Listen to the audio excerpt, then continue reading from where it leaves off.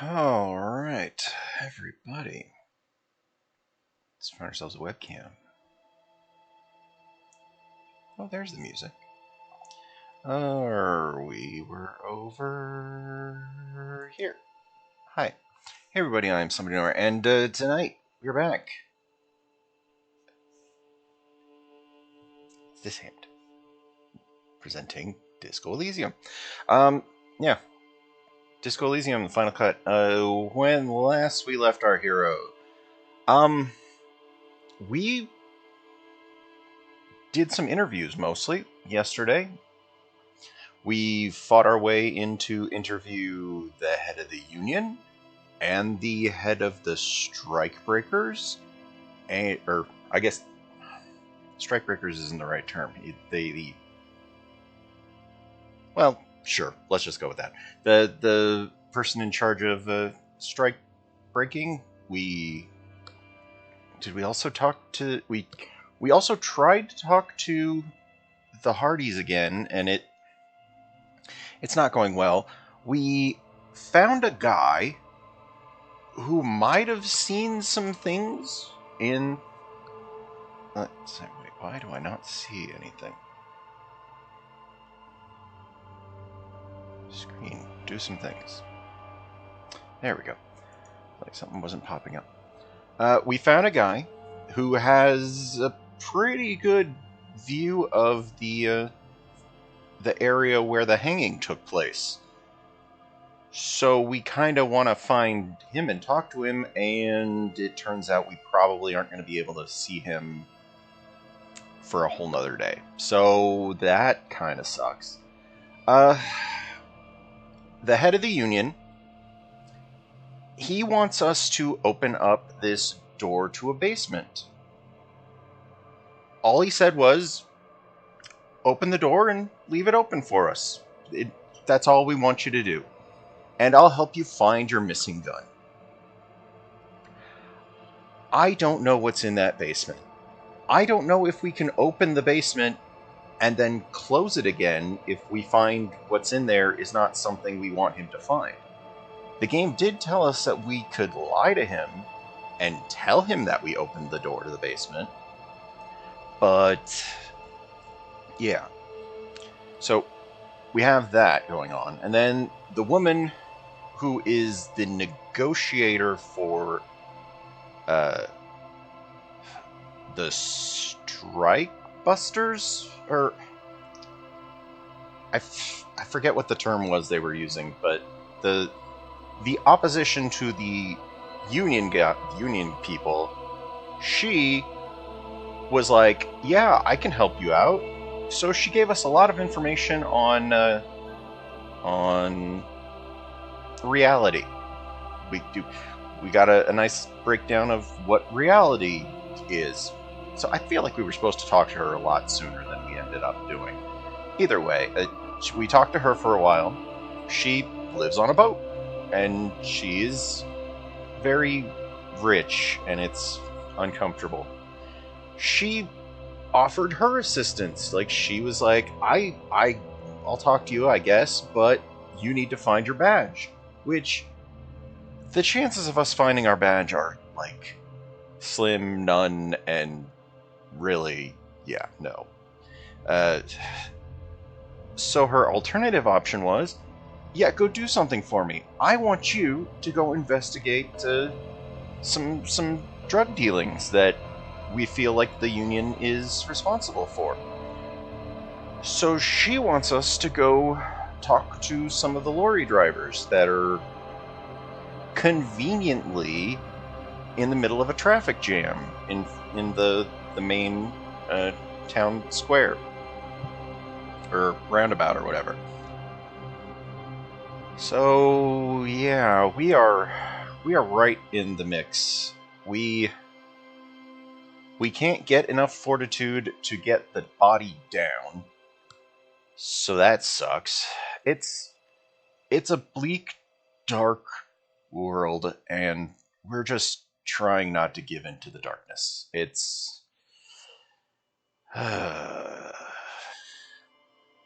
anyway, let's get back into it. Oh yeah, also yesterday We had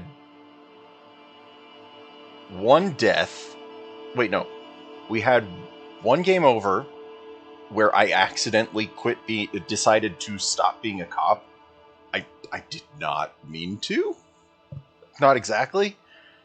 Also, what is it? We ended up reloading a save accidentally. Well, not fully accidentally, but yeah, we ended up reloading a save and doing a really cool spin kick to a giant man, and that was pretty good. Oh, also, I guess we found out what our name was. It's Harry something Montague or something. Harry did something. Harry something French. So, yeah. Also, we need to do something about this morale. This morale thing. Ugh. It's rough. We don't know what's down there. Also, we are just... I don't know what we could possibly need down there. I want the flashlight. We've been collecting glass bottles and stuff to get us a little bit of money. On the plus side, we have enough money to stay the next night. Oh, also, we accepted a large novelty check from the union guy for like 25 real. So he's probably going to expect us to do something. It's a messy world. It's just a messy world. We're also eventually gonna find out about derealization. Yeah. I don't think we have enough.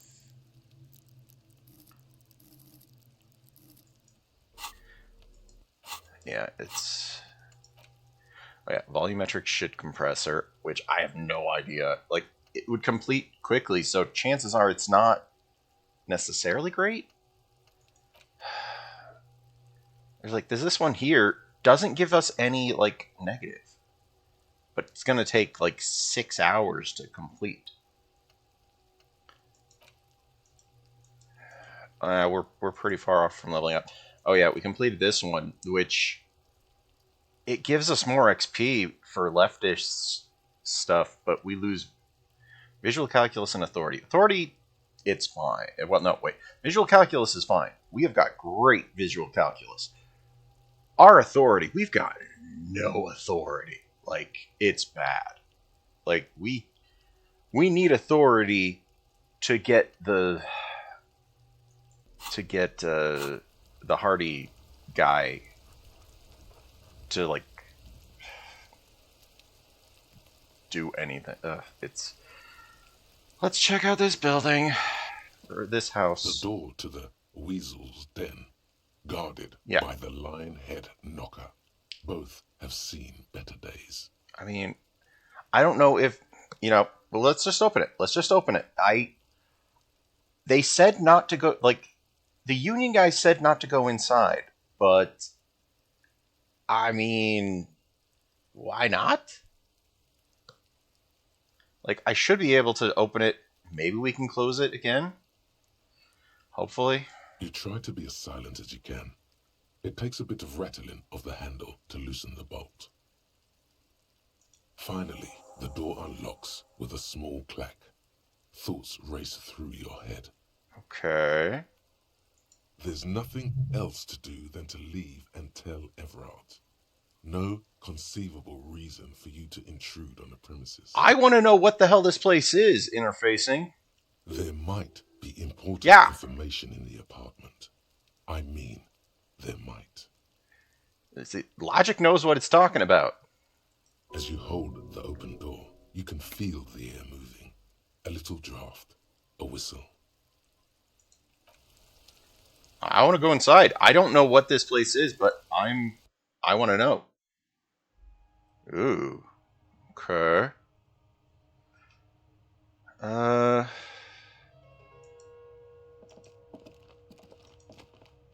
This is a weasel or whatever that is being a problem for the... Well, yeah, we'll take that. I mean, it's an RPG. Take anything that's not nailed down. Small suitcase. Guests staying over?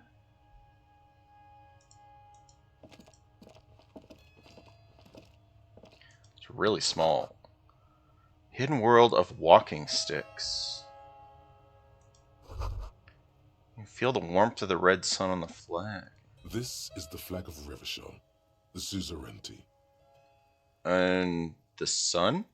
This isn't just one sun, but there are little suns dancing around the big sun. This is the sevenfold sun miracle. What's the sevenfold sun miracle? It's an optical atmospheric anomaly the first settlers saw. Happens in cold weather. 6 small suns around the big one. This complex halo phenomena is how old Revachol got its flag.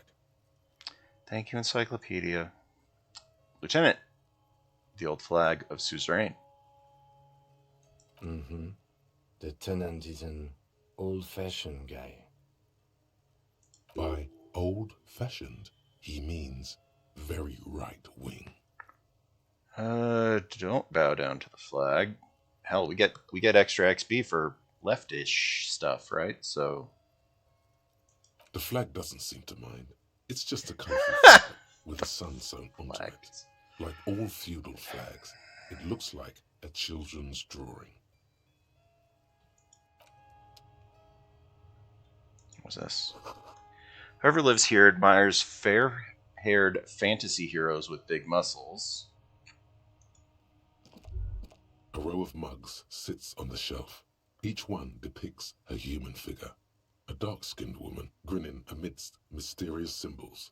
A broad-shouldered man shoveling potatoes, and others. That's weird.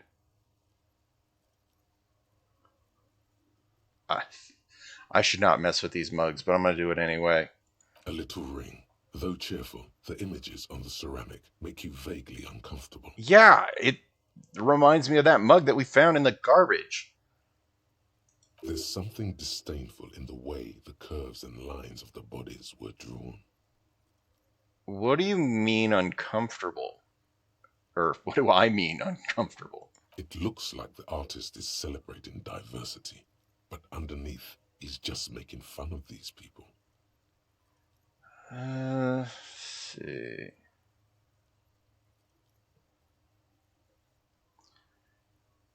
Cynical. I don't see these as stereotypes. I think they're honest acknowledgments of difference. I don't think. Yeah, here we go. I don't think I like the owner of this apartment. There's something weird about this guy that seems really off. I'm not really liking it. No one's telling you to like him. You might learn something from him, though. Hey, hello, Fidget the Blood Mage. Thank you for the raid. Hello, Raiders. Crazy Red Panda. Hello, hello. I am somebody nowhere. I am playing Disco Elysium Final Cut for the first time. If you know spoilers, please try to save it. But yeah, I'm just trying to be a good cop in what is clearly a very just rough world.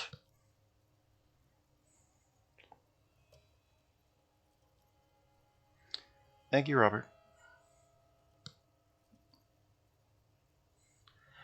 Just chatting. Let's see. The lieutenant picks up one of the mugs, then puts it back down with a look of disdain. Ooh. I'm doing all right. This game is very bleak at times. I am enjoying it and it's amusing, but boy is it ever a rough world for a lot of the people living in this world. Like it's like yeah. Like also it's like I want to interact with like everything, but I know that I could just as well have like touched these mugs and like broken everything and is just like, everything goes to hell. Like, I have no idea for what reason the Union guy wants to do what with this guy's. It's like, I question all of my choices constantly, and I'm just hoping that I don't screw up everything. But yeah, uh, it's a whole thing. But yeah, but hello everybody. Uh, Settle in. Most of my Disco Elysium streams have been like 5+ hours because I have really enjoyed this game. I have really enjoyed this because as crazy as the world is incredibly engrossing. I'm beginning to feel better about breaking into this man's apartment. Ooh, yeah, our Yellow Man mug. Maybe we can compare. Yes, your broken mug friend would feel very much at home here. The same humor. Yeah, the yellow mug that we lines. found like several days ago. There's the missing tin soldier. Whoever lives here might have used the Wording's container to dump his trash. Ooh, wait. If he might have, he might know something. He might know something about the hanging. Then, And now they've drawn the ire of the Union. The plot thickens, yeah. as they say. If he knows something about the hanging, we need to find him. I have no idea when we would be able to find him in here, though. An interesting little clue. Let's see where this goes. Clues have a way of magically connecting to other clues. Do you really think it's the same person who put the dead man's clothes in the trash? Sure, let's try it. Who knows? I'm not expecting too much from this clothes in the trash lead either way. It might turn out to be some random local matter, but still, a nice coincidence. You could ask Everett who this person is once you're done here. I mean, Everett said that Everett just wanted us to open the door.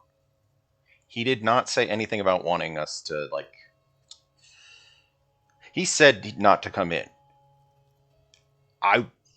We gotta go talk to Everett one way or another, because he's gonna have more information on our gun. Let's move on from the mugs. Ooh, what is this? A smell of disinfectant in the room. Smells like chemicals. Huh. Nightstand is his only thing left here. Ooh, a dress shirt that just gives one logic. I'll help myself to your dress shirt. Thank you. Okay. At worst, I can sell it. At best, gives me something I can give +1 logic from. So yeah. Oh, thank you for the follow, Crazy Red Panda. I appreciate it.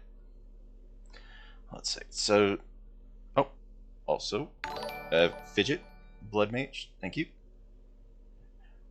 Don't even worry about it. I know with the rating, it's usually after, a good length stream and, you can be a little spent. So, I appreciate you sending your people my way.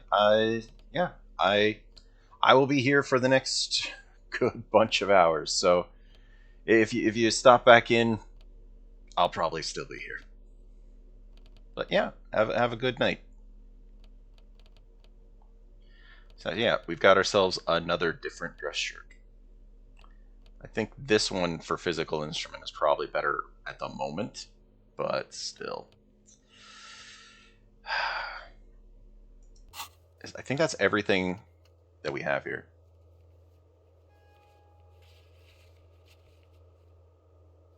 Yeah, there's a lot in this game.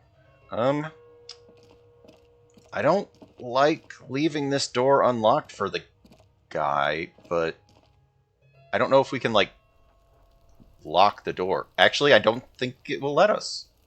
Now the door is just open.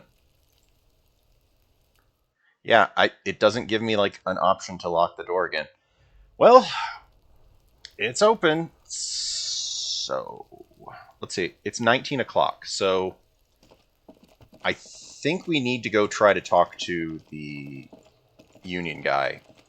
Because, what is it, after 20 o'clock is when everything shuts down, right? Like, everybody goes home and whatnot. Like, I'm holding down the tab button so that I can maybe find some more garbage. Because I want to be able to get at least a little bit of money, if possible. Oh yeah, we haven't talked to him since finding out more stuff. Yeah, this is tricky. I want to talk to him again, but I think he's still there after 20 o'clock. So let's go talk to the union guy. See if we can find out more about that guy, his weasel guy. Oh yeah, did we upgrade our skills enough to open or to check this? Cabinet stands steady as ever. Nope, And our the volition unlocked is door still bad. slides out Yeah. to greet you. We need something to upgrade our volition. Damn. The door slides shut. Yeah, it's like our volition is not good enough to like use we don't have the volition, the fortitude to not fall asleep while trying to read the what is this? Is that new? I don't know how we missed it before, but what's the info? Stop. Harry, stop. Halogen watch emitting low glass. Okay. Oh, also, we've got this stupid container that we kind of made our guy seem obsessed with, and for some reason, we keep trying to open it with, what was the ability? Rhetoric? We keep trying to open a shipping container with rhetoric, and I don't know why.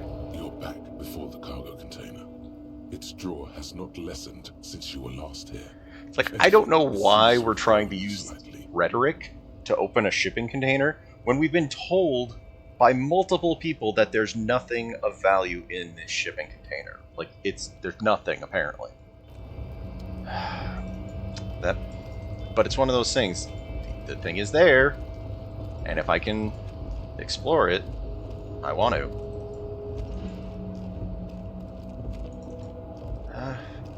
I doubt he has anything new to say, but let's go say hi at least. Oh, hey, mister. I knew you'd be back to talk with old lady. See, I don't want to do this, because this just seems rude. It's like Lady Larice said when she opened a bathhouse in the basement of my apartment It's like, building. he's a nice guy. I Take don't home. want to No be rude trouble to at him. all, mister. Alright, let's go talk to the guy. Hopefully he'll have more information. We'll take the stuff out of our hands so that just maybe, just maybe, we'll have at least a little bit better, what was the skill that we gain? It's something to suggestion or something. Yeah, we gain a little bit of suggestion from, not. Like, it's really low, but honestly, I don't know what else we can do. We got to do something to make sure that we're on the good side of this conversation. Okay. What is this? Pallets. Also, I guess we don't sit in his chair, because we sat in this chair last time, and it was a terrible, terrible idea. Alright, guy. Tell me more about my gun. I did your thing. Mr. Dubois, a pleasure as always. You don't have to sit down this time, since you've already sat on that chair. Okay. This we don't want to talk about, I don't think. Like, the drug trade? I don't think we want to, like, mention that. Yes, we want to do this. This probably. Like, talking to him about the company representative is probably fine. We want to know what this guy knows about the murder, and we want to find our gun. And we want to know There's so many things. Let's just start with we opened your door. I'm very glad to hear that, Harry. 70 experience, One nice. question. You didn't actually happen to stumble in and see what's inside the apartment, did you? He's trying to figure out if you're lying.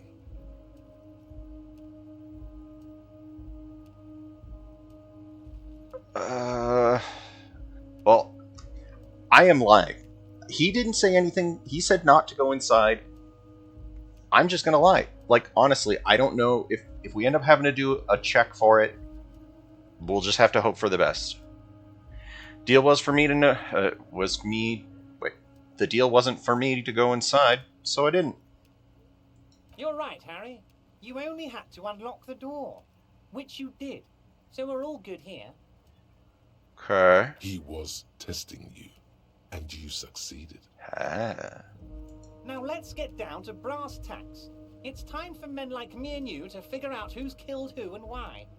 Real police work is gonna start happening now. I promise you, Harry, this is gonna be good. There's a collection of colonial mugs in there. And I found a similar mug in the trap. Nope. We can't say anything regarding stuff we would have seen inside the room. Okay, yeah, we can't say anything because that's just going to lead to something going bad. I'm sure of it. I've heard about the connection between the lynching and the strike. I want to know. Yeah, I'd like to hear what you know about it. By now, I'm sure you've figured out who the dead man was working for. The bad guys. Wild Pines. Sent to scare us. Another violent measure of the top hats against us flatcaps. Listening? Harry, this strike is the culmination of many, many mistakes made by the Wild Pines group. They tried to shut the strike down by sending in armed mercenaries. You mean our victim? A security contractor? Can you imagine that? Workers standing in peaceful protest, united in the spirit of fellowship, and they send hired killers to mow us down with machine gun fire? He performs a motion as if spraying bullets from a machine gun.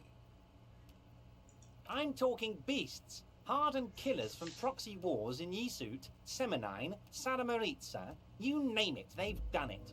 Raping, killing, burning villages, killing little children for the Senorita Pineapple Company, Harry. Everything they did there, they brought over here.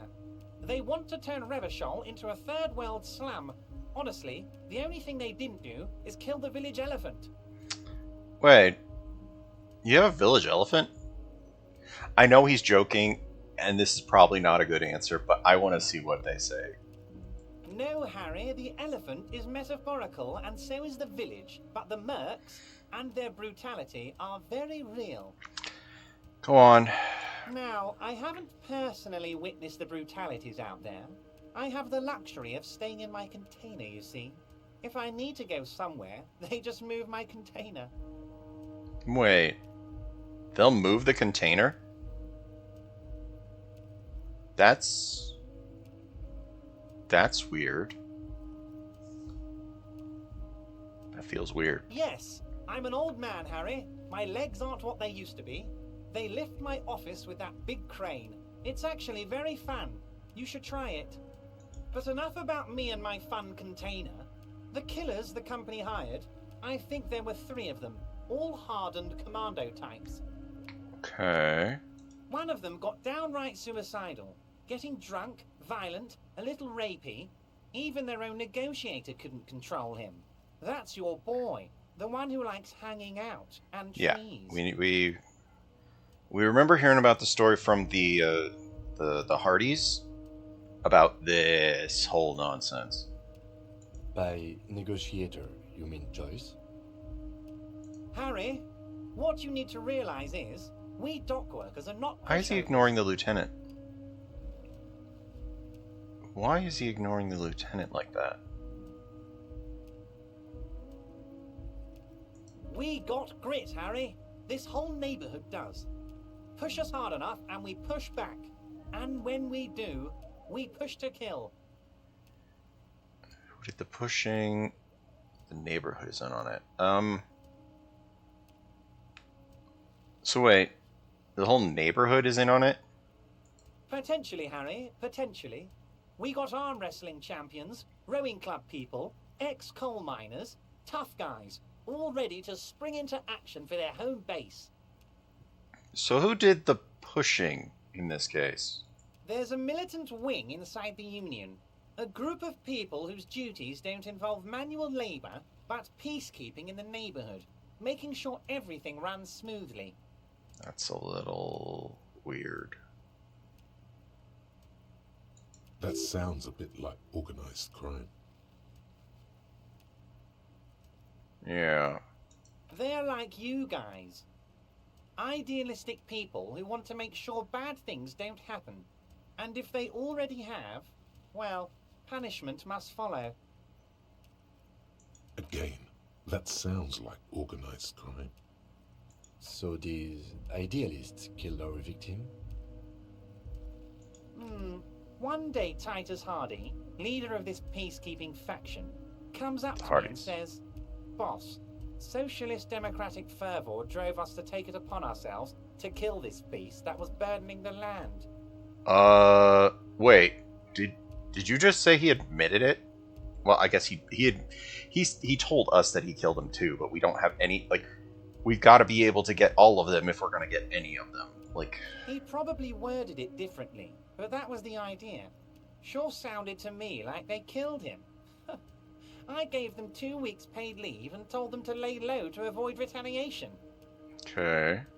Aren't you worried we might arrest them for this? Yeah. Oh, I'm not at all worried about that. These are not the kind of men who get arrested. They're Martinez boys, tough and gritty. I'd like to see the man who takes them in. Besides, I sent my lawyer girl to look after them. Really? You're... okay. I didn't know that she was that much connected to you. He places a lot of faith in that lawyer girl. Perhaps this is a tactical error. Anyway, How do you know the mercenaries were hired by the shipping company? Like, all I know is we can't do this one. Like, because, yeah, this mentions the mugs that are in that basement apartment. And as far as he knows, we did not go in there. And I have no idea how he'll react if he finds out we did. It feels like the kind of thing that would, like, do something to our morale. How do you know the mercenaries were hired by the shipping company? How do I know? Let me tell you about these people. That's their MO. It's what they do. Last winter, some poor workers in Terminal E went on a little strike. The company sent in Sediment, a security contractor. The strike was over the workers' right to wear protective footwear, Harry. Really? These guys turn up and start beating people. Tell you what, Harry, I wouldn't be surprised if we got the same mercenary company after a little rebranding. And I'm sure as hell not surprised to see an army of scabs under my gates. So you believe the scabs were organized by the security contractor? You said it. Hell, one of those guys looks big enough to take down that proverbial elephant. Boys like that don't just happen to show up during strikes. that does sound quite unlikely. Yes, the big guy leading the scabs at the gate is colossal. Yeah, he is pretty big. We tried to talk to him a little bit, but he was very focused on, like, the issues at hand. All right, the lawyer girl. Yeah, that's what's her name? She pretended to be a gardener the first day. Oh, Liz is a bright one. I paid for that law degree myself, thinking it'll probably turn her all fancy. But hell, Harry, she came back a firebrand socialist. Sometimes she scares me with her zeal. Wait, the girl by the whirling, who was keeping an eye on you. Is he talking about her? Did you send her to spy on me as a gardener? I did that, didn't I? She thinks of herself as a guerrilla fighter. These middle-class kids and the books they read are crazy, Harry. I think she would rather be an insurgent than a lawyer. I hope it's a phase. We got a point for that. Or we leveled up once. Tell me more about Hardy and his crew. Oh, they are simply fine young men, all 7 of them. Exemplary union members, always working to advance their position in the local socialist democratic movement. Core members. Old Theo used to run them, but things really kicked into gear when Titus took the reins and named the group after himself. Gotta love his initiative. Interesting. Who's second in command? They're almost all of them great guys, born leaders.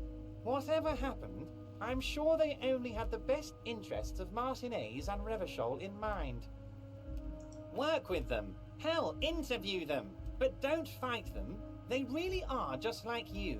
Men who like beer, women, and some order on the streets. Okay. He's betting on them being useless to you.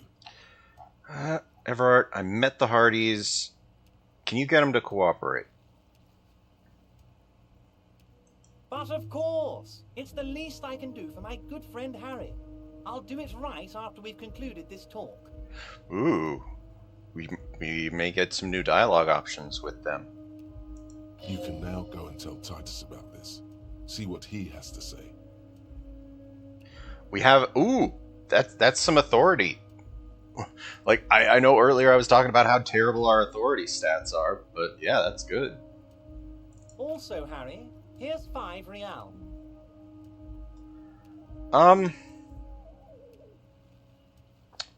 Why? Or wait. Why does he wants to just give me money? I only wanted you to help me out with the Hardy Boys. I don't need 5 real. Like, it already almost looks like I'm in their pocket for that 25 that I took earlier. Like, Oh, I wasn't offering it to you, just holding it out there. But I'm willing to share information. Was there anything else? that was weird. Why are you being weird? Stop being weird. Alright, let's conclude that. Was it a good talk? I'm not sure we made much headway here. I was hoping we'd bust the case wide open. Heck, I even wanted to tell you what I really want to achieve with the strike. Oh? I don't know what happened, Harry. I wanted you to feel like Mr. Martinez. And of course, I also wanted you to find your gun. But it's like I can't completely trust you. Yet. Yet? Yes, Harry. It's like I can't fully trust you if you're not a man of the left. I want to, but I just can't. A man of the left. So you have to be a social democrat. You're right not to trust me. I take care of me. I'm a hustler, grind money engineer. What's it supposed to mean? I'm more left than you are. It's another corrupt scheme, isn't it? I'm neither left nor right. I do what my heart tells me.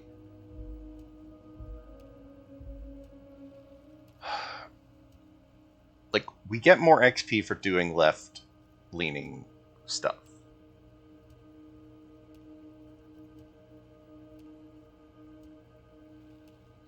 I know that's not what we want. I'm pretty sure that, we don't want that. Like, we've been relatively neutral. Like, yeah. What are you supposed to mean? I'm more left than you are. I mean, sure. Like, we've mostly been marginally left, as it were. We've been middle left, sort of thing. You're saying it, but I don't believe you. You know how it is, company snitches, agent provocateurs everywhere. I'm barricaded in this fortress of mine, and I need to get a message out. Will you help me? How? And what would this entail? Once again, I require nothing unethical or illegal of you. You just need to get 2 little signatures on this piece of paper, and then mail it to my accountant in La Delta. Let's see. What do you think of the signature? What do you think of this, Kim? It depends. I don't think what we just got from Mr. Clare was very useful. As I said, it weighs on me heavily. But once we get really talking, well, I'm going to hand you the keys to Martinez, and maybe even help you figure out who's behind this killing. He's saying as little as possible, as vaguely as he can, deliberately omitting things. So what are the signatures for? I'm glad you asked, Harry. The Union is going to build a modern youth centre in Martinez. It Really? will be righteous. We're gonna get those teenagers off drugs and on roller skates. Really? There's a nameless little street on the coast with some old houses around it. Most people have already signed. I just need 2 more signatures to get this mission off the ground, Harry. So where is this place? On the coast, Harry, across the canal. There's a cul-de-sac there, a little village they're calling it. A gloomy place. You'll find it. I trust your detective skills, Harry. Water drips from the eaves. A woman looks at her freshly tarred skiff. There's a pair of cavalry boots under the fish in the box, and the wind howls like a vicious spirit. So what happens to the occupants? They are just going to have to deal with the construction noise for 6 months, and then they'll be living like kings. Right next to a fancy new youth centre, designed by the best architects from Stella Marie. Feels weird. Is he absolutely sure the tenants won't be thrown out in the street? Are you 100% sure no one's going to end up homeless? Am I? Harry, these people, Martinez is the most important thing in my life. I would never let anything bad happen to them. I don't believe this guy for a minute. We're going to build a youth centre there. The value of their properties goes up and kids have a place to play in. I'm looking out for these people, not pulling the rug from under them, Harry. I'm looking out for all of Martinez, not just the harbour. I mean, if I happen to be there, I can ask him. You bring joy to my heart, Harry. Such a pleasure to be working with you. Here. You need to get signatures from Isabel Sadie and Lillian Carter. The cul-de-sac is right past the pawn shop and across the canal. I hear there is some trouble with the waterlock, but they should fix it by Wednesday morning. Once you have the signatures, mail this to 13022 La Rocca in La Delta. Then I'll know you're a solid socialist.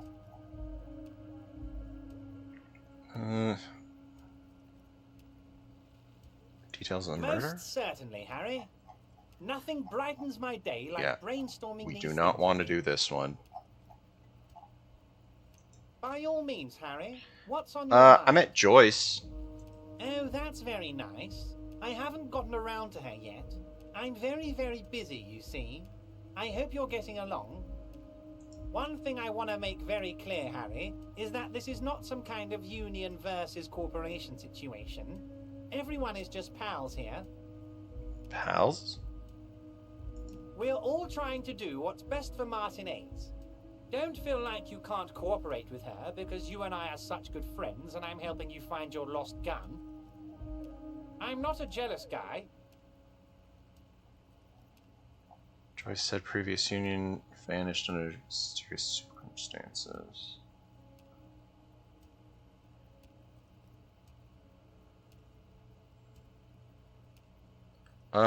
What happened to the previous negotiator? What do you mean, Harry? Nothing. I let him go. He made concessions for the company in previous negotiations. Why would you let an ally go? He's an old man, Harry. I wanted him to spend more time with his family. God knows how long he's got left.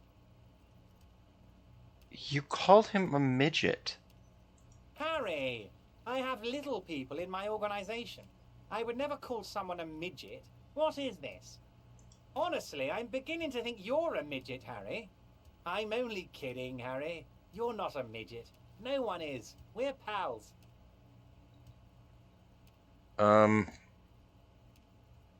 So I told Joyce I met you. It's perfectly okay. Even if you've told her everything we've talked about, it's absolutely fine. So Joyce said that the previous union leader vanished under suspicious circumstances. Vanished? Harry, the woman left her casserole in the oven and couldn't make it here in time for the voting. Oh, did I leave my casserole on? Better go home and check. The election can wait. When she got back, the whole thing was over. Wait, there was no mention of a casserole from Joyce. Funny, Joyce didn't mention any kind of casserole. Harry, Harry, Harry. Do not fixate on this little matter. Maybe it was a rabbit stew, or a hairdryer, or an iron. The point is, her heart wasn't in it. Mine was. So why haven't you seen her yet? If she actually wants to see me, she will find a way. Any good negotiator would. And I just don't have anything to discuss with a bad negotiator. Alright, something And else? of course, Harry, let me just assure you one more time. It's perfectly okay to share anything we discuss here with this Joyce. This is a completely transparent organization.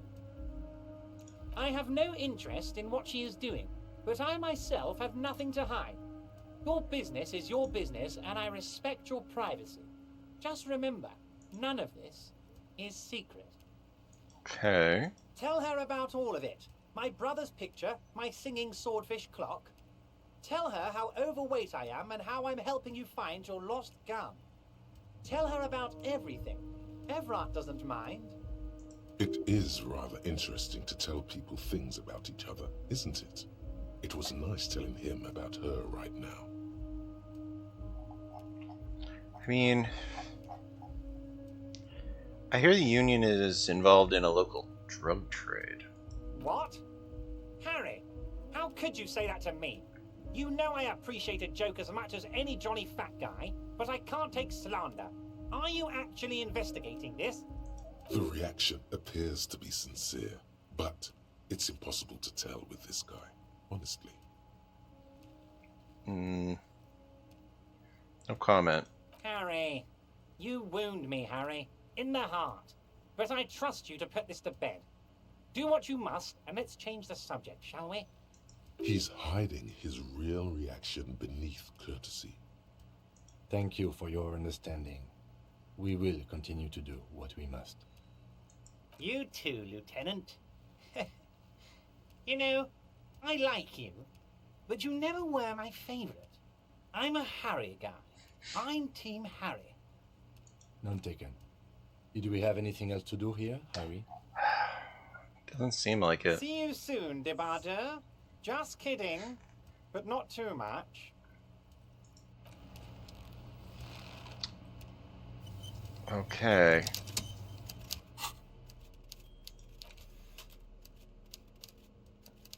Oh yeah, the gum wrapper. I forgot about that.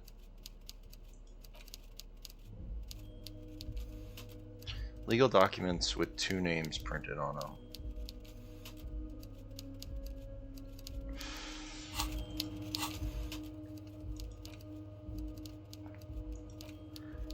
Yeah, specific time there. The water lock is going to open up tomorrow morning.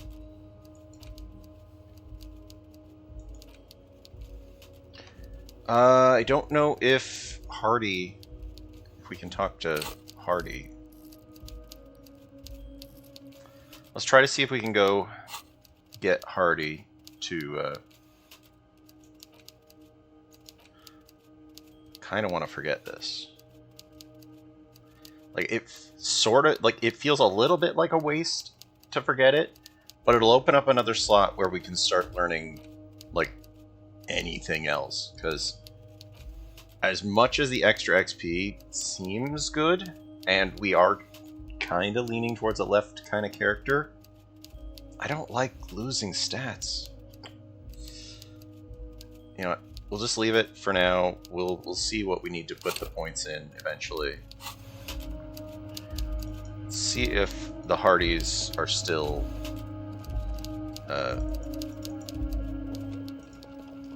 available to talk to.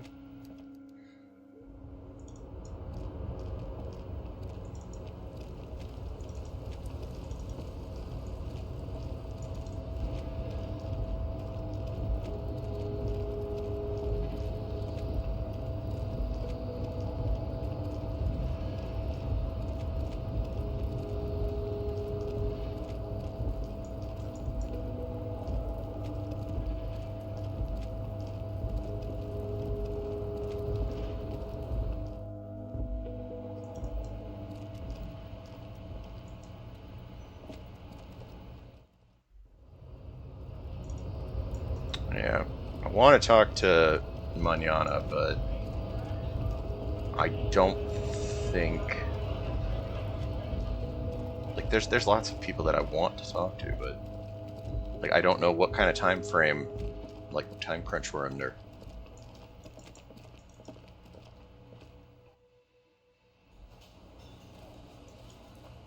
Ooh, it's nighttime. Is the drunk guy not? Well, we have authority now.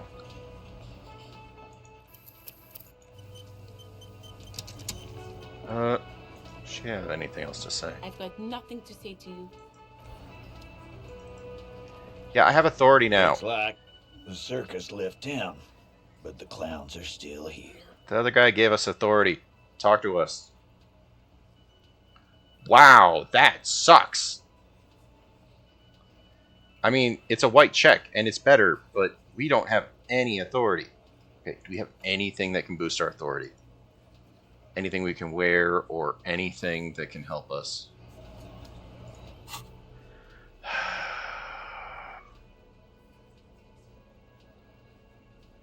Like, none of our clothes are hurting our authority. Stretch and drink, I can do that. Like, I don't think we have anything that can boost our authority. But hello, Rito. How goes things?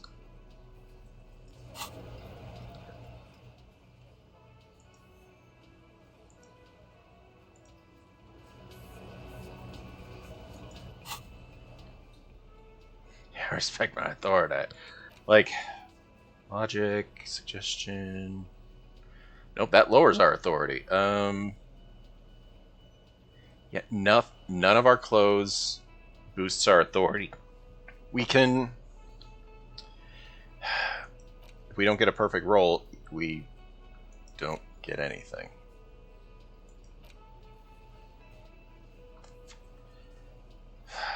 I really was hoping that the boost from that guy was going to help us. Looks like the circus left town, but the clowns are still here.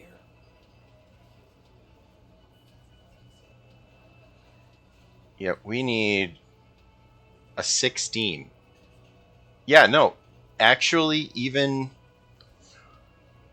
We need a 16 for this roll. That means either we roll it perfect, or we've got to invest so many points, there's nothing we can do about this. Like, even if we used our skill point to forget the one ability, or the one memory, or thought, or whatever, that's lowering our authority by 1,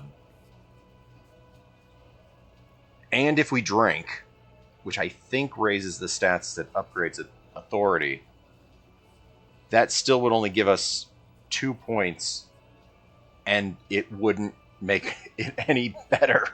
God. Listen. Ooh, yeah. Me and Everett talked. He said you'd cooperate. Oh, so you went and talked to my mommy, and now she's making me play with you. Is that it, Lawman? Yes. Cooperate. And what's gonna happen if we don't? You're gonna go and tell on us? Very mature. Why don't you push me some more and find out? I'd never tell. Let's change the subject. I mean, push me some more. Whoa, I didn't see like GIMP thing there. Very mature. Everett sent word, right? Yeah, I heard him. Now fuck do you think I'm doing here? You'd have your ass handed to you if it wasn't for the boss man's word. Let me state this very clearly, Capo. Hello, officer. I'm Titus Hardy, and these are my boys, Hardy boys. How may we assist you? But having Everard back you up like that did seem to have some effect. See, look, we have Everart's cooperation, and still, because the roll is what? If we roll the dice perfectly, It's a 12. 12 plus, what is that, 2? It still isn't 16. It's impossible, roughly speaking. Like, I mean, there's always the slimmest chance that we are successful in the roll. 3% isn't 0%.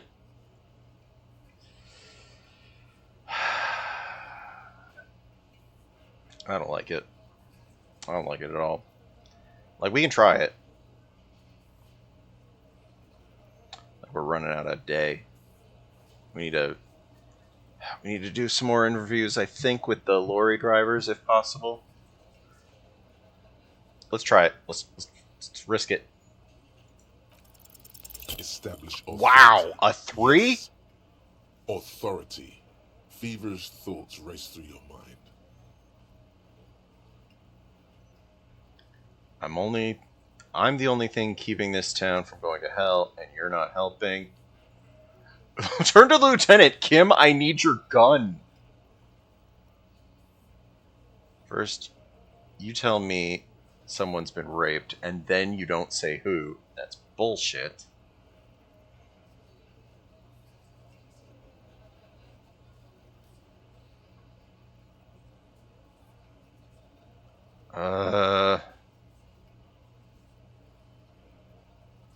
He's gonna fight back, isn't he? And what exactly is it you've been doing that's so goddamn special? Shitting yourself in front of us. Going around, harassing kids on the street. Kids who've done nothing wrong. What? All the while talking racist shit. Don't think we aren't watching, fascia. People here trust us. We're getting complaints. Fascia. That's short for fascist. I have accidentally said something racist. Yeah, I accidentally said that I was down with racism to that guy that was in front of the pawn shop.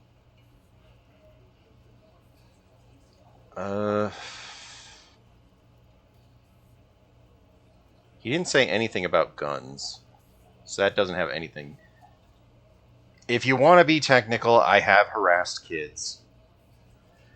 Even though the kid is, like, throwing rocks at a dead body. I'm not shitting myself. That doesn't feel like the best defense, but honestly, as far as I know, I'm not doing that. Of course you are. E, didn't Carly work in a diaper shop? What? Yeah. Callie said you've been hanging around the adult diaper shop, browsing the aisles. Too ashamed to ask for assistance. Let me bring you up to speed. So, we went into the... started off the stream, we went into the basement apartment to try to... The guy from the union wanted us to open the door. He told us not to go in, but we went in anyway. The guy that lives in that apartment is very sort of right... He's very right-wing. So much so that he had a string of mugs that are vaguely racist, kind of like the one that we found in the garbage on, like, the first day.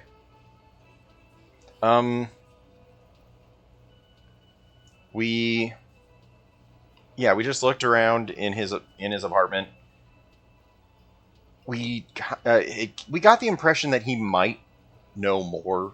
Like, if we can find him, we'd probably do good to interview him. But all we could do is find out that he clearly knows more, probably. Then we went back to the union guy. We talked to him. We didn't get a lot out of him other than that we told him that, I guess I guess we have to prove that we're leftish enough for him to help us out more. It's really not going well today so far. We just failed our role here, and apparently we're browsing for adult diapers. Now, diet, I can believe. And then there's the matter of the floor being completely covered in feces. Yes, shit, feces, poop, scatological jokes. If you don't have anything more to say, then we are going to go back to asking questions. You don't have to be the butt of every joke. You're making the lieutenant look bad. Just stick to what you know. Guns. So yeah, until, like, we do not have the authority to do anything here. It does make me feel like, once we complete this, I kind of want to do a run where we go, like, the complete opposite side. Because we went with someone, well, there was, 4 defaults that you could choose. One was, we went with the, like, high intelligence. I kind of want to go with one that's, like, high strength stats. Because, like, that would have made something like this easier. Would have made the fight with the big guy easier. But then, we wouldn't have the fun of Encyclopedia chiming in every, like, constantly. Well, this didn't work out.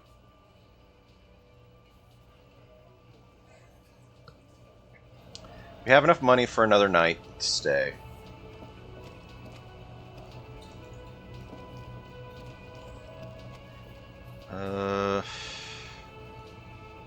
Babysitting imbeciles. Oh, hello, dear. Tell me more about cryptids. You know, to hell with it. Let's have more. Yay, more cryptids. Of course, officers. Uh, Is there a particular Burrito. cryptid you two are interested What in cryptid learning do you want to about? know about? The biggest cryptid, the tiniest cryptid, or the most dangerous cryptid? What do you want to know about cryptids?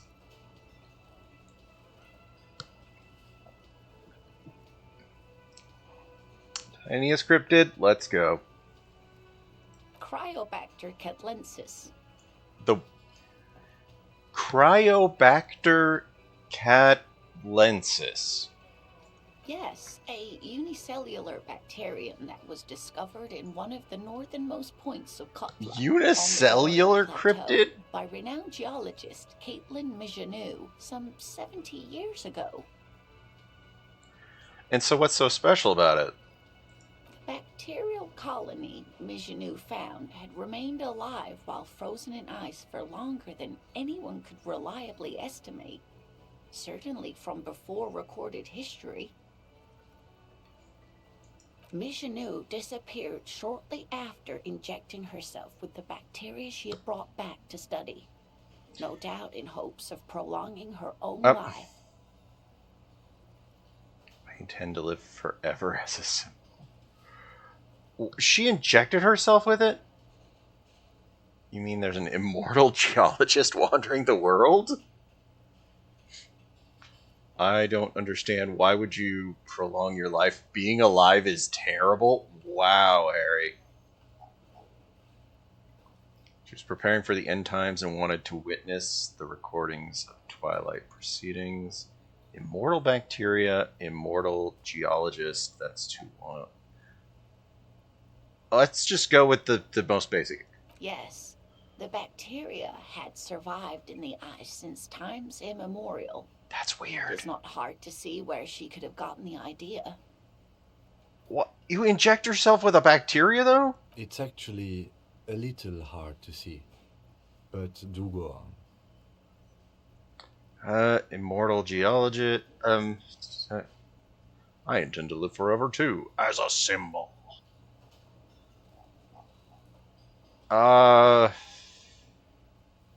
So there's an immortal geologist wandering the world?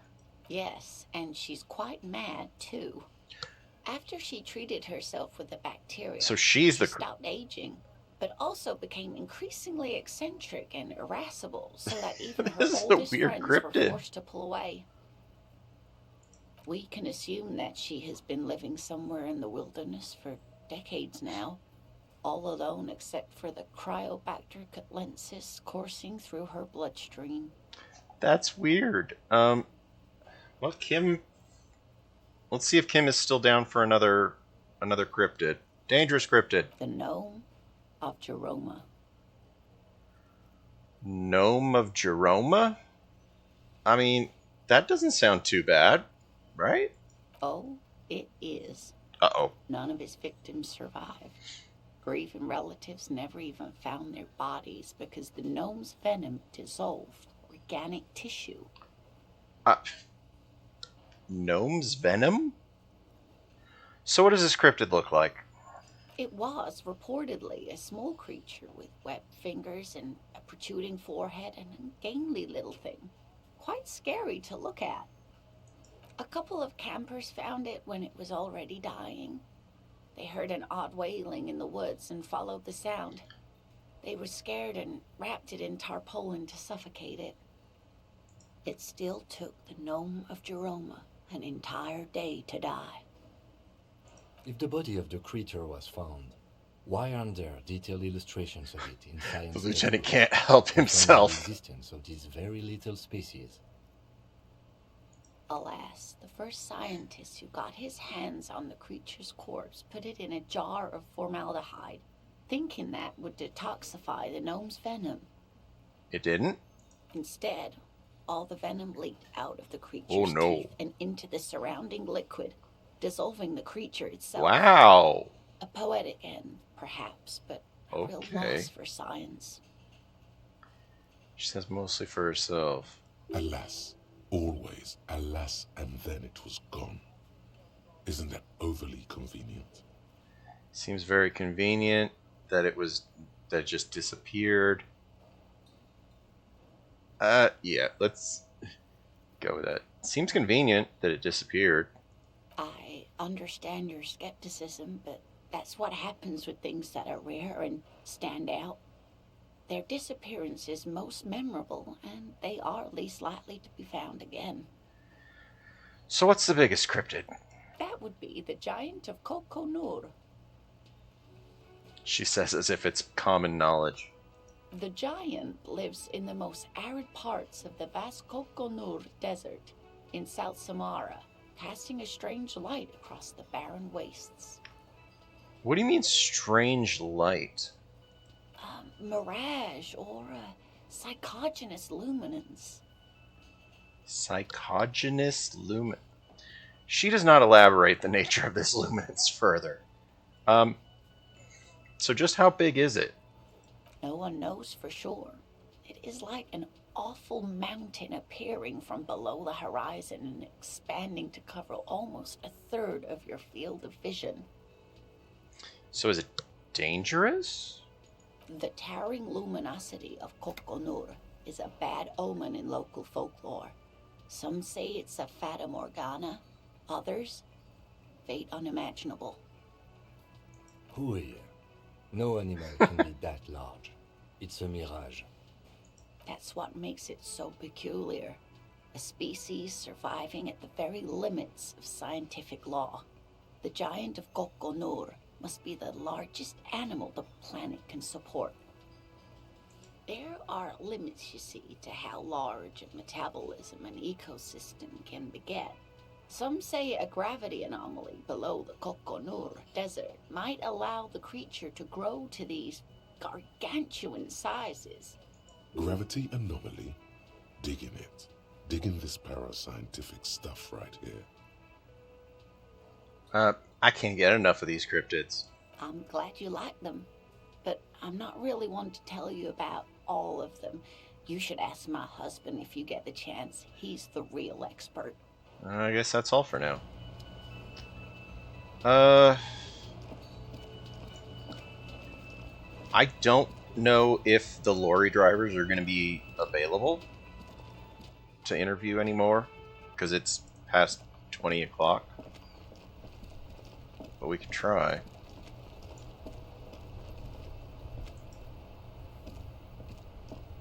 Still here.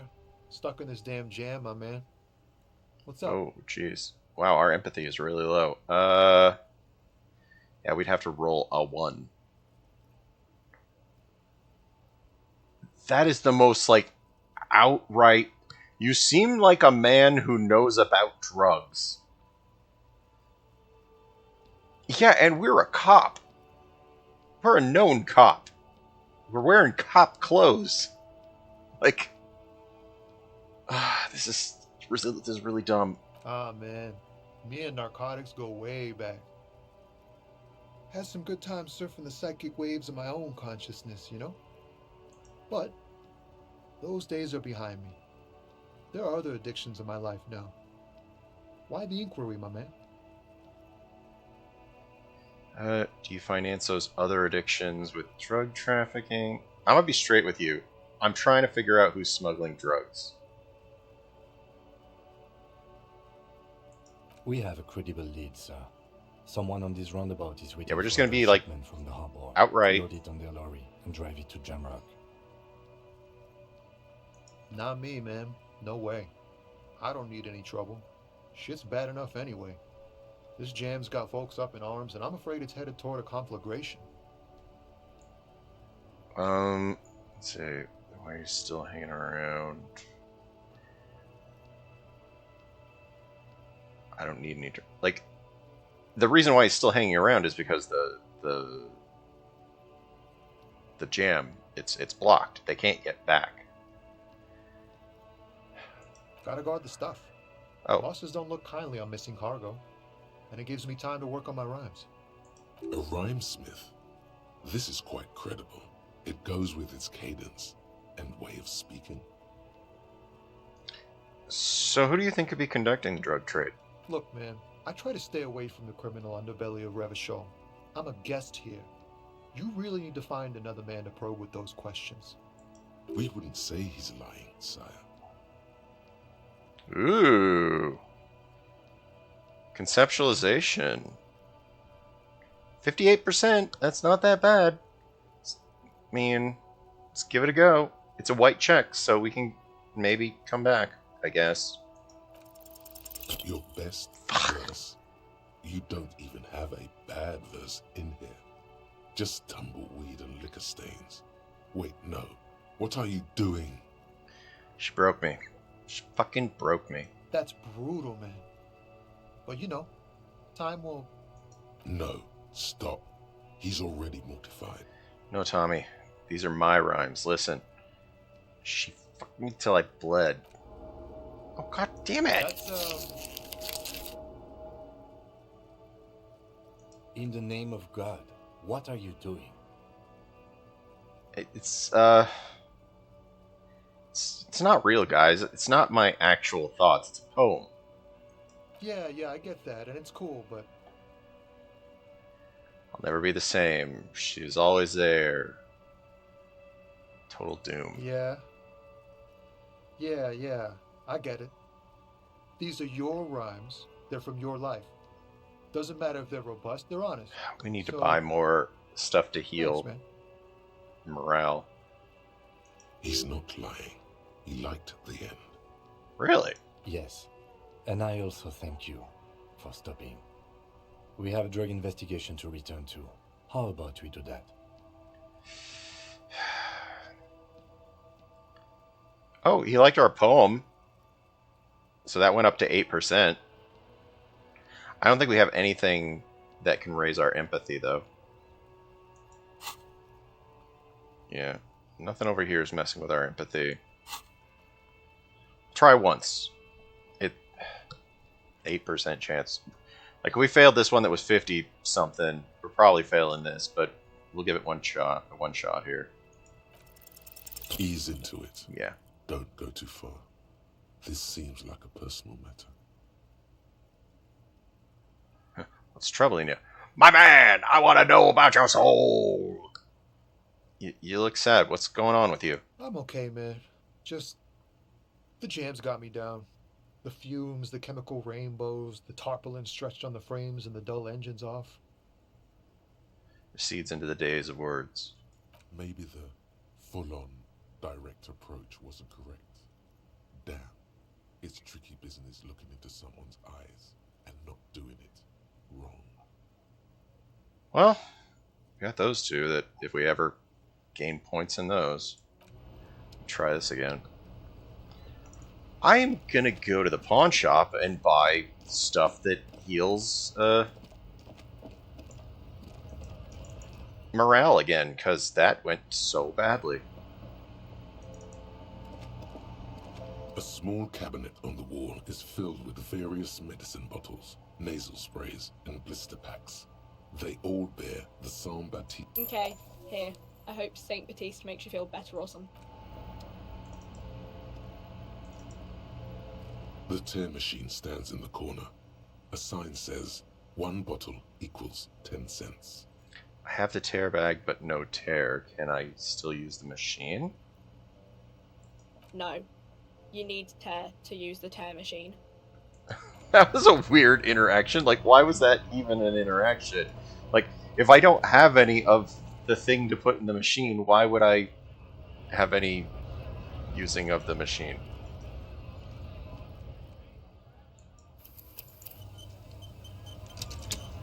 Was this a driver? I forget. Hello, compatriot. Ooh! Have something to discuss? Yeah, this is one. Oh, yeah, he's the racist lorry driver that we talked to before. What's your stance on drugs? Drugs? They're shit, man. I don't let anything pollute my body. So, you smell of booze and cigarettes. What's the difference? You know where that shit comes from? Sarah Miriza, Safre, Oh, Ilmara. he doesn't like They drugs take the because they're money from racist. our local junkies here and then use it to outcompete us in the manufacturing sector.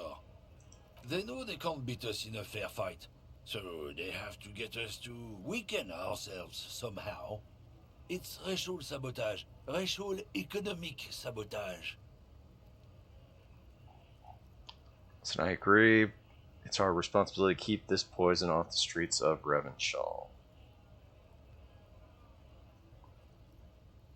Racial economic sabotage. Like, this guy's terrible. Yeah,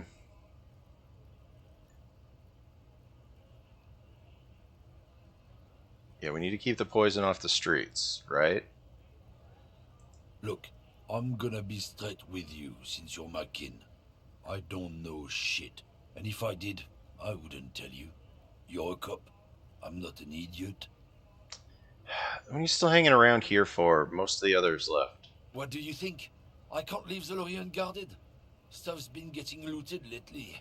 It's those little kips sneaking around at night. If they touch my stuff, the bosses will be on my ass like ass cancer. There was a bunch of spilled boxes in the back of a big lorry nearby. I did see one lorry with the trailer door open. Do you know what happened? Yeah, I knew that guy. He was an honest driver who loved his country. We were having a good debate about genetics at the Wheeling in Rags when some kip boys smashed his lock and took damn near everything. Lost his fucking job over it.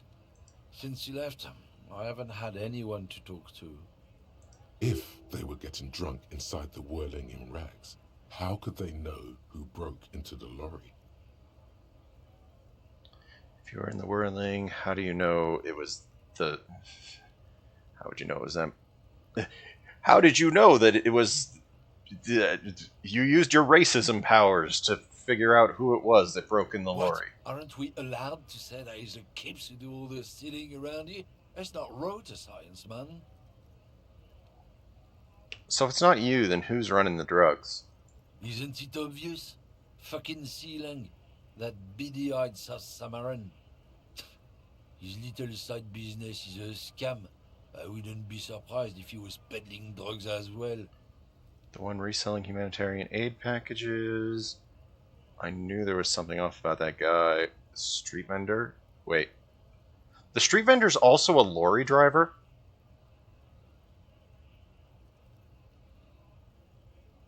Of course he's a lorry driver. What? He tell you he's just some simple businessman or something? Yeah, kinda. He's selling his employer stuff after he broke the seals on his Humanox lorry.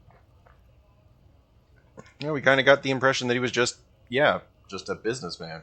His tribe are natural liars. It's in their blood. Wow, He's you're your man, racist. right? 100%. I wouldn't be so sure about it. Not until we've heard what Sealang himself Guess has we to need say. to talk to Sealang. Guess so. See ya. Okay. Ceiling was off this way. I kind of want to gain another spot so that we can start learning something, anything.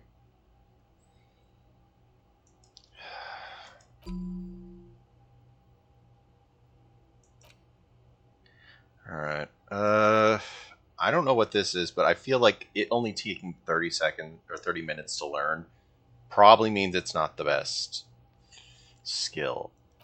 We'll take this one that takes longer to learn.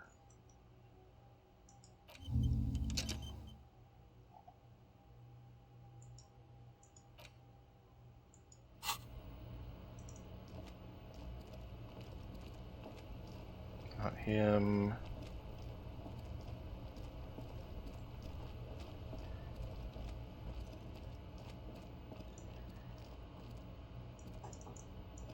Hold on.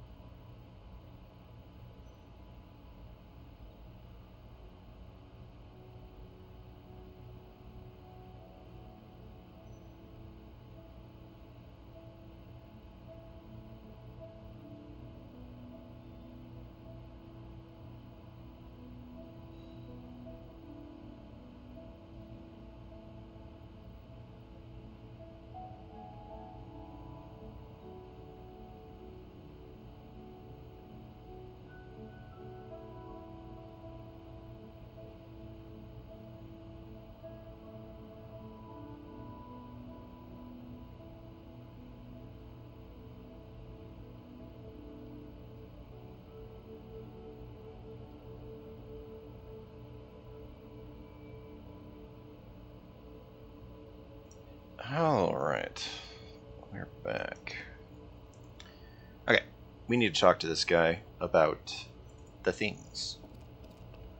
Like, he's the only other lorry driver that we have left to talk to. I did not realize that he was a lorry driver. I really just thought that he was just set up shop here. Everything's still cool here, officer. So, Siling, what's your stance on drugs? Drugs? I don't go in for that, officer. Drugs ruin lives. Unless you're into drugs, of course. In which case, drugs are excellent. Mwah! Tasty, tasty drugs.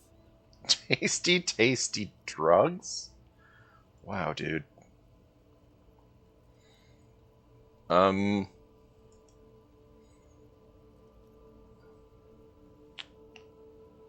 for a lorry driver who's transporting drugs out of the harbor. He or she is in this traffic jam. That's so cool. You investigating the local drug trade like some cool narc? But I am not a lorry driver. I am just a street vendor. I don't know Really? anything about that.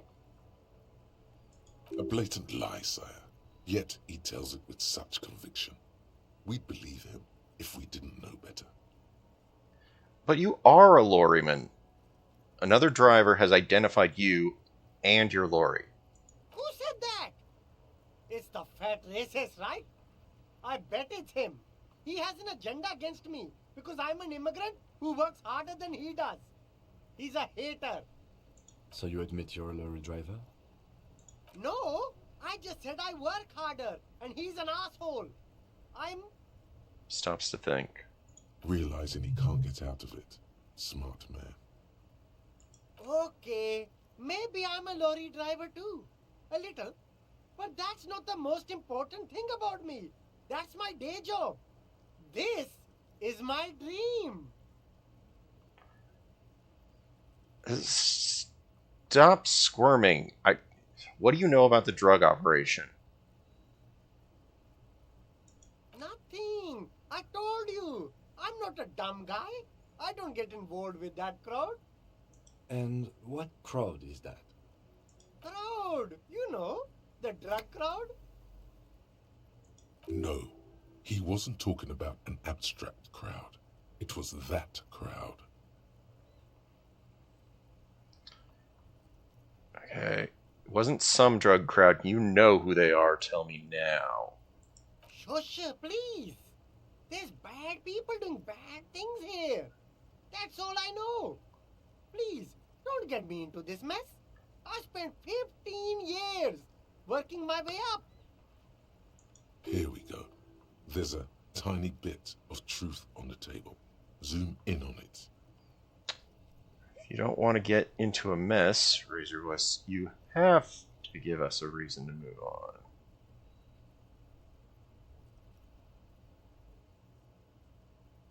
Our buddies, help us out. No one will know it was you.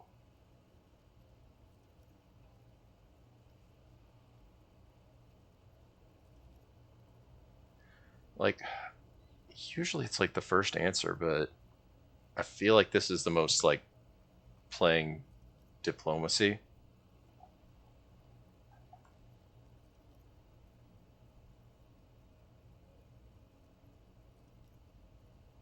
Yeah, if you don't want to get into this mess, you have to give us a reason to move on.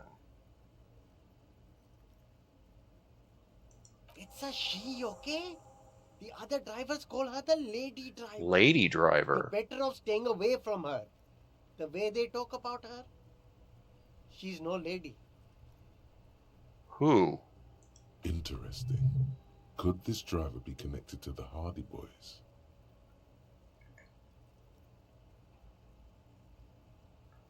Lady driver, the old woman back there? Points to the pale driver, dazed out. Strange. She is associated with the Hardy Boys.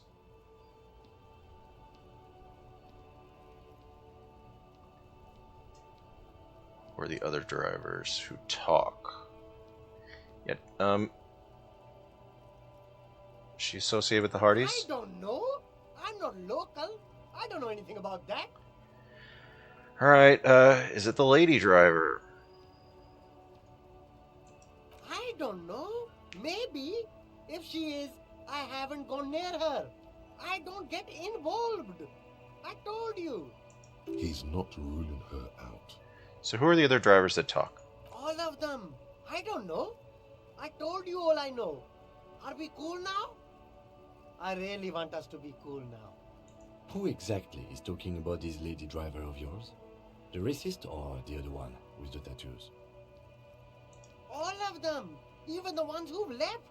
I don't hang out with them. I don't remember who has tattoos. Okay, fine, we're cool. All right. I scored. Let's cap this off with a purchase. You can walk away from here with funky sunglasses, detective. Both of you. You deserve it. Give me some free sunglasses. I don't remember what you had for sale. You keep coming back. That's good, officer. Keep browsing those clothes. Keep saving that economy. You find your hands deep in tattered and faded garments made from weird polyester blends that make your body itch and sweat in all the wrong places. The box smells like cat piss or like an old person with no money. Economical, but also trendy. Look. Yeah, I don't remember what all he had for sale. So I'm The just checking. sneakers below are banged up and worthless. The sneakers triumph over them. Ooh. They're the star of Wait, the no, show. $50 or 50 real for these sneakers? That's an awful lot. Yeah, that is an awful lot.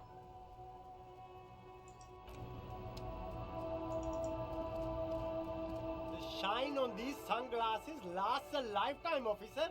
100% guaranteed.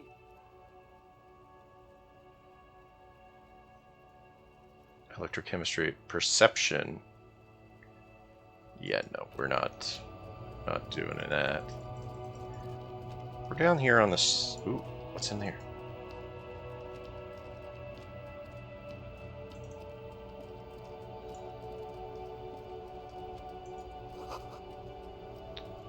Page 3, girl. Find out who the lady driver is.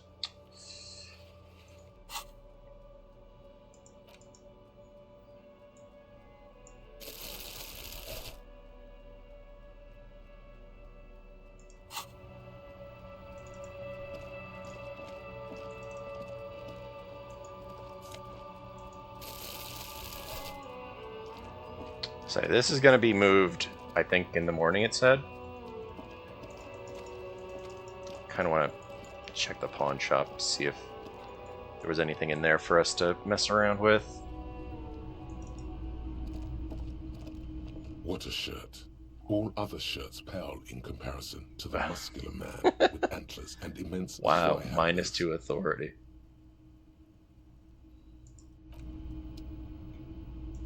A typical Martinez streetlight sits among assorted floor and table lamps.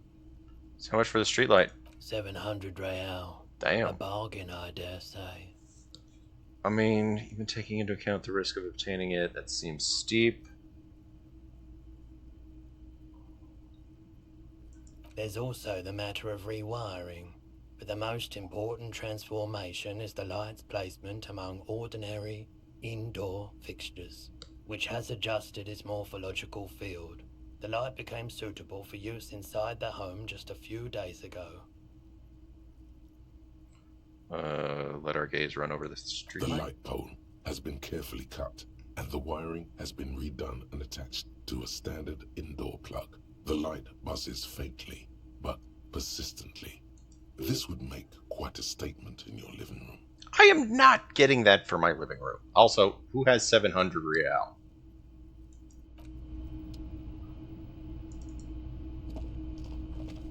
You see rows of toy soldiers guarding the rest of the trinkets displayed on the table. Some on horseback, others in rags, others yet in bright blue uniforms. All are stern and...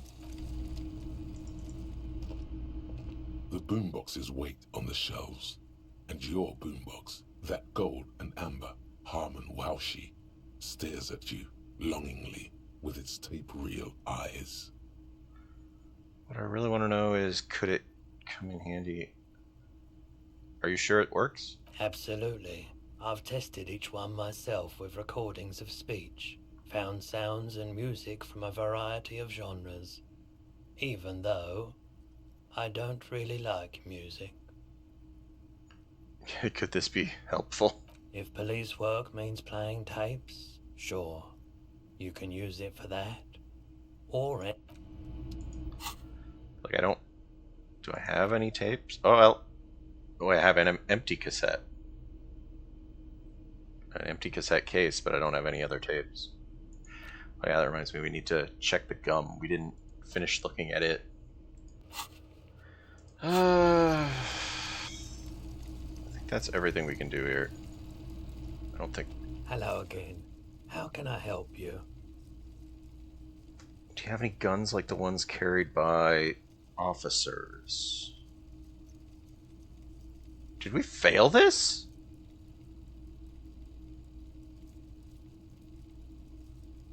Or no, wait.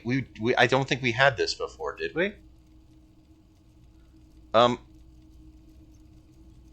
you high? And if so, what are you on? Feeling warm and enthralled by the movement of light, while the mind continues to race forward. Lucky bastard. He's probably on Pyrrolidon. It's tough to come by on the street. Pyrrolidon. What's that?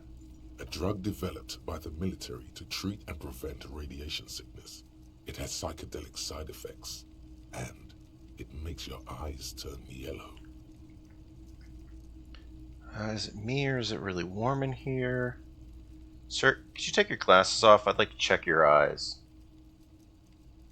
Why on earth? These are prescription. I can't really see without them.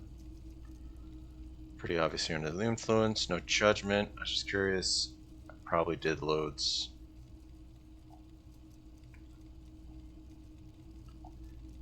There's a cop who wants some of what you're having.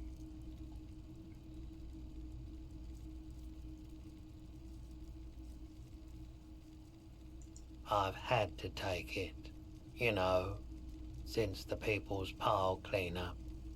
I was with the Emergency Relief Brigade. He's taking it for mental and emotional, not physical pain these days. The People's Pile? What's the People's Pile? Tell me more about the Emergency Relief Brigade. A bad idea. Some poor leftist built a particle decay generator in hopes of bringing affordable electricity to underserved communities. It malfunctioned. Radioactive waste everywhere. Probably some of it in you, too.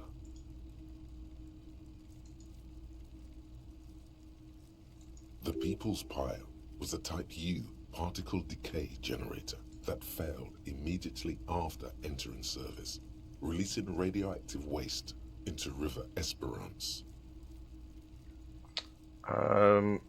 Thank you, Encyclopedia. What is a particle decay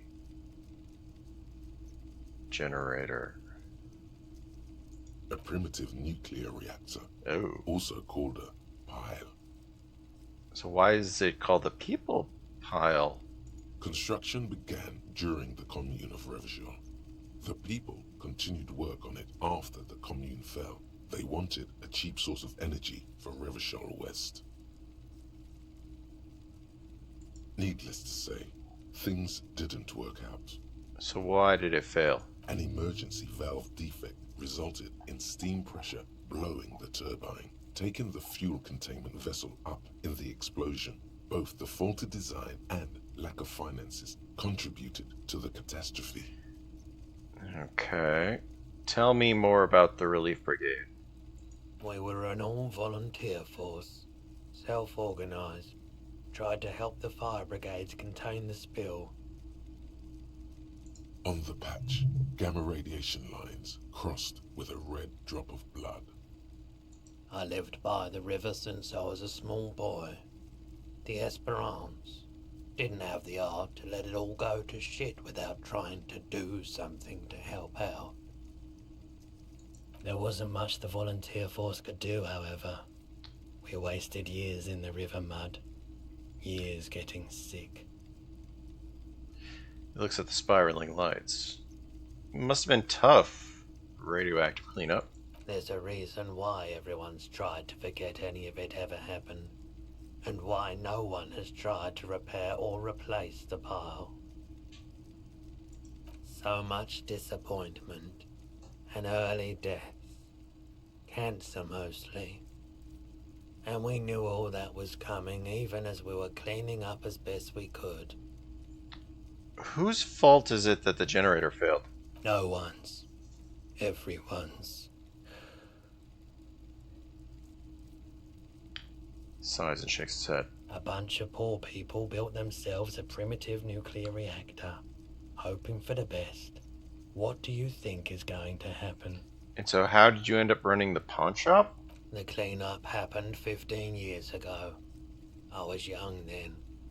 Later, my second aunt died. Left me this shack and all the assorted junk in it. So I came to Martinez. People told me don't go there. It's a shithole. I said, people, we just had a nuclear pile meltdown. I'm gonna get as far away from Forberg as I can. Still in the same city, but... Thanks. I like the theory more than the story. Outward movement, not vortices. Yeah, you gotta get in on those vortices, my man. Can you share the Paralodon with me? You said you'd done it before, yeah? The lieutenant steps away, pretending to admire some of the knickknacks on display. Looks like he doesn't want to get involved.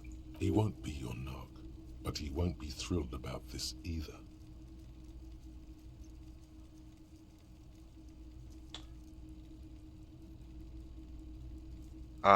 I can take it. If you say so. Here you go, man.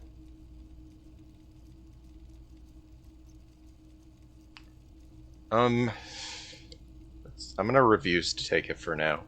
Like, I don't know what we would gain by having the I drugs. respect your decision, officer. What else can I help you with? The guns. You know anything about the citizen militia guns? Someone else came here earlier today asking the same question. I promptly sold her the gun you pawned a couple days back. Really? That's what happened to my gun? This is a pawn shop, and it did feel as if you've met before. Oh God. The lieutenant shifts from one foot to another. Alert.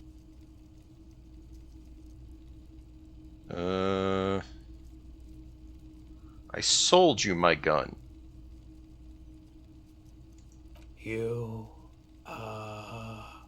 were adamant about getting rid of it, officer.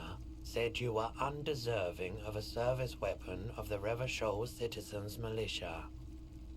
And I don't like keeping guns around the shop for long. Off the charts photon emissions. The unhealthy kind. Was the buyer a policeman? She didn't seem like a policeman. Although she kept referring to herself as a pig. Which was odd. I found her interest in the gun a bit obsessive, but I was just happy to get rid of it, and of her. Truth be told, she was terrifying. Who? Like, there's not that many women that we've really Right, so involved let me with. get this right.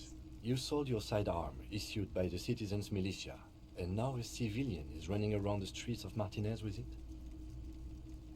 Or she intends to commit crime and blame it on the militia. You're right that she could cast aspersions on the force. We have to find her.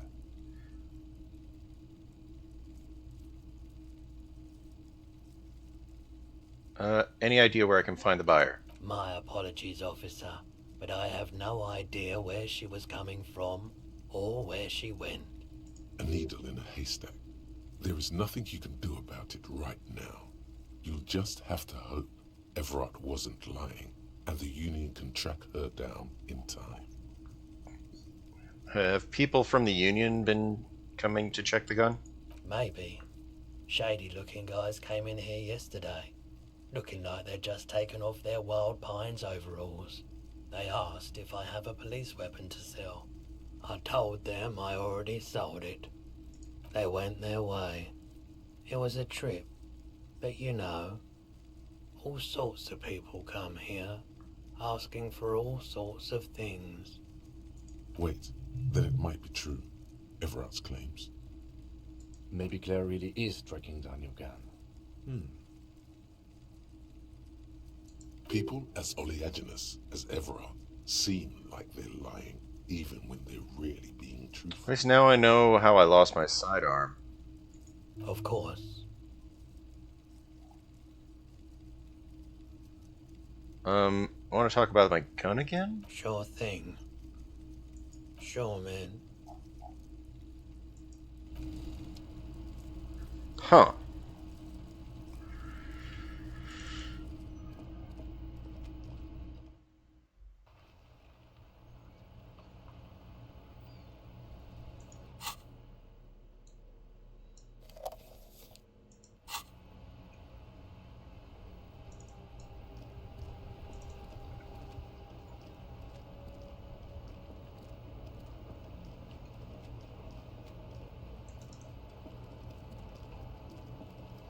Who's the female lorry driver?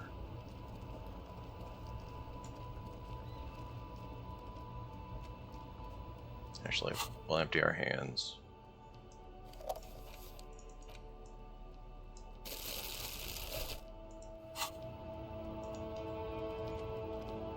Still here. Stuck in this damn jam, my man. I hear there's a woman lorry driver. Do you know where she is? I don't want to talk about that. He shifts and looks uncomfortable. I need help. She may be involved in the drug business. Man, I was hoping it isn't going to be her. All I can say is, she isn't around here anymore. She isn't some evil drug trafficker. And I don't know where she is. I asked you who's conducting it. You said you didn't know. Now you're saying you do?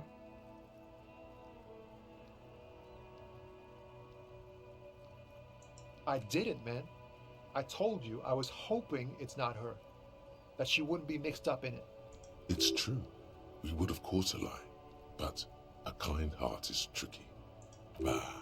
Emotional rhetoric. He knew something and he didn't share it with you. That's a fact. So who are they? Thank God I don't know. People here call her the Lady Driver. She kept her name a secret. From me too. Now I see why. So who is she to you? A friend? An acquaintance. I don't know. She was the only person in this damn jam I could talk to. She's someone I don't want to rat out to the law, okay? Alright, then what does she look like? A youngish woman. Gruff, but in a cool way. What color hair? Blue and violet. Dyed. It was violet when she got here. Blue before she went. Then she may have dyed it again. Dang. So when'd she leave? Damn, I don't want to... Please just let it go. Whatever she did, it can't be that bad. She's not a bad person. I know that much. We can't just let it go. It's part of a police investigation. That's how it always is with you, isn't it? All part of the investigation. The girl's troubled. If you hunt her down, she may not survive it. I can't have that on my conscience. It won't come to that. We won't pursue her on this. This is information only. I don't believe you. Believe us, it really is. I just can't, man. I'm not naive. So you said she's troubled. How? She's got the darkness in her. That young person's darkness when you think it's all over. And you're looking for a way out. She shared this with you? Yes. Which is why I don't want to snitch on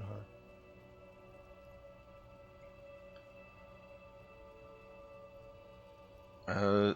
It's not snitching, it's just a few questions. It's snitching, man. I know what it is.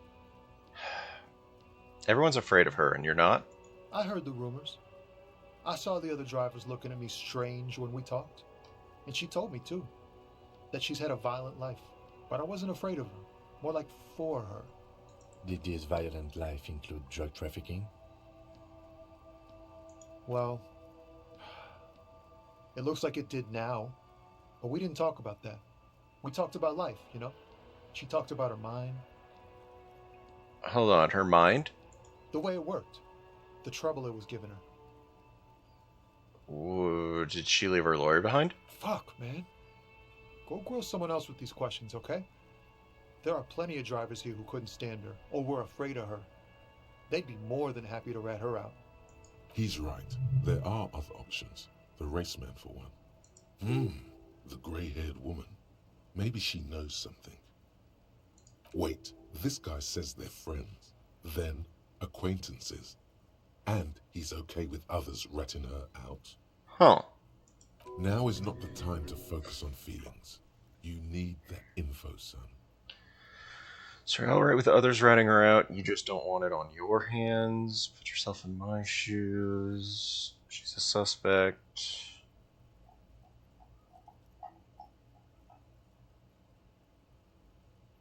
Yeah, you're okay with others ratting her out? Fine. I don't want to be a butcher. And I don't want to be a knight either. I just want to be a person who can sleep at night. A little fame wouldn't hurt too. This isn't important. This is for an investigation. That I don't want to force him. You're not going to put a bullet in your head if you blow it, are you? Because she's on the edge, man. I don't want to force him. Like, he seems like an okay guy, but...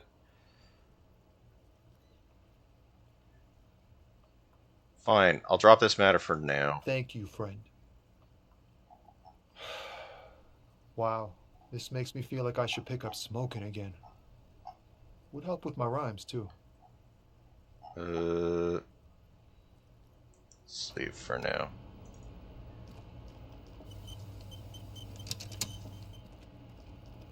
Alright, racist guy, where's the lady? Hello, compatriot. You have something to discuss? I know you've been giving me the runaround. Fess up, where's the lady driver? I don't know what you're talking about. 50th anniversary Leatherface? Which one is he based on? The original movie?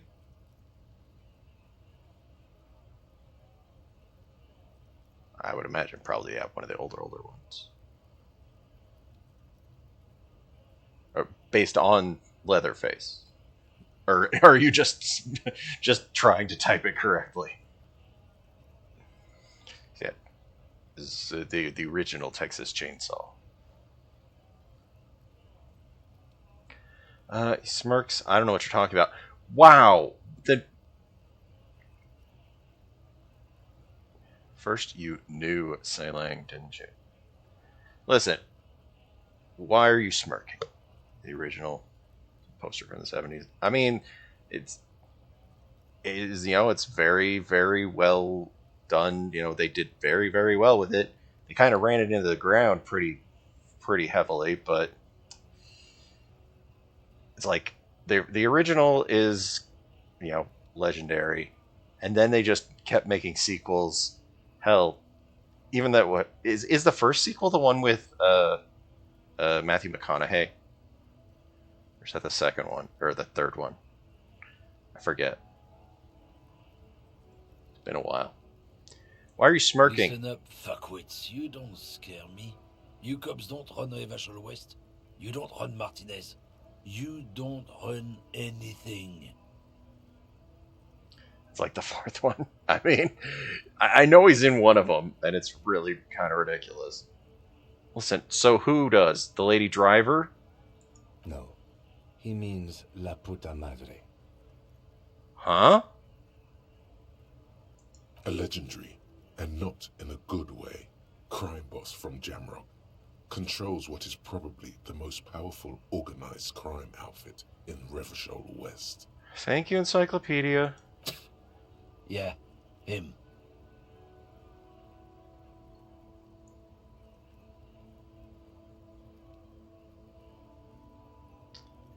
Cross your arms and nod. Then I presume you are familiar with his peonies. Dennis Hopper. Dennis Hopper. Yeah, they're his little bitches. He's done his fair share of crazy millions. different movies. Yeah, he's done so many crazy different movies. Not just the unions. He has peonies everywhere. Some say he even has them in the RCM. Dirty fucking peonies who'd do anything for him. Multi-ethnic drug addicts. 2 chainsaws. I mean, what was one chainsaw not enough? If you can't massacre him enough with one chainsaw, get another chainsaw. The lieutenant adopts a rodentine quality. Be cool, sire. He's getting into this. Say nothing. You're not peonies. You wouldn't be investigating a drug thing if you were. No, of course not. Yeah, they got a little crazy pretty quickly with their one sequels. of Madre's drivers were to be stealing from him. And then when they then it's a good tried to plan do is reboots to and find stuff, out it didn't who go they well are. at all. I'll tell you what, one of the reboots was literally just called Texas Chainsaw, right? And I think, it was the first one is mostly just freaky and creepy on vibes. Yeah, there was, what was it? The Texas Chainsaw Massacre with Jessica Biel. And then a handful of years later, they did Texas Chainsaw with Alexander Daddario, and then that one was really just Like, I'm not a horror movie guy, but yeah, the one with Alexandra Daddario when she's like at the end, what is it? Get him, cuz, or something like that. It was just like, what the hell? What the actual hell? Like, oh, jeez. Let's see. One of the Madre drivers were stealing from him. It's a good PNE's job to find out what. He's surprisingly good at this. Not bad at all. Look at him lurching. It's not a hard job. It won't take a long time. Like, Kim has taken the action. But a stupid fucking yeah, standing in get him, cuz. Protecting this fucking thief. Stupid racist. I'm not scared of you or the mob. I'm under the protection of the Lorrymen and Carters Guild. You've seen the corpse in the yard, yes? You took a peek. I know you did. Does it look like his friends protected him? Nah, you wouldn't just leave him out there if you... Tries to light a cigarette, but now his hands are shaking. Sentence simply ends. The lieutenant turns and gives you a barely perceptible nod.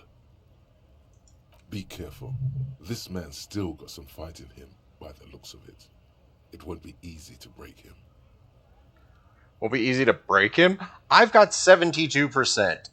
You know, 72%. We've been failing rolls left and right today. Like, getting rolls have not been good.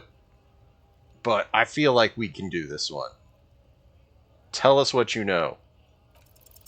Men like this only respect two things: strength and fear.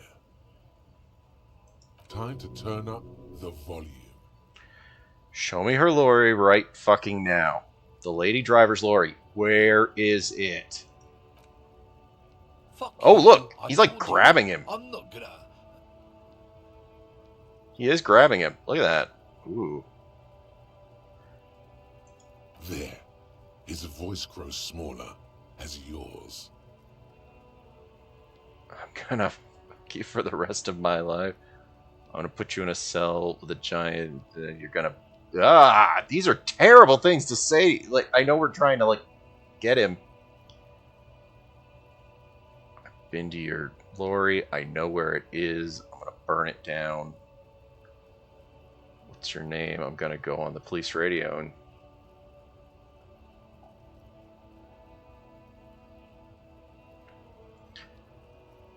I've been to your lorry. Yeah, like, this is, like, these are not good. Like, I don't know what to choose here. These are, like, we haven't had this kind of interaction before.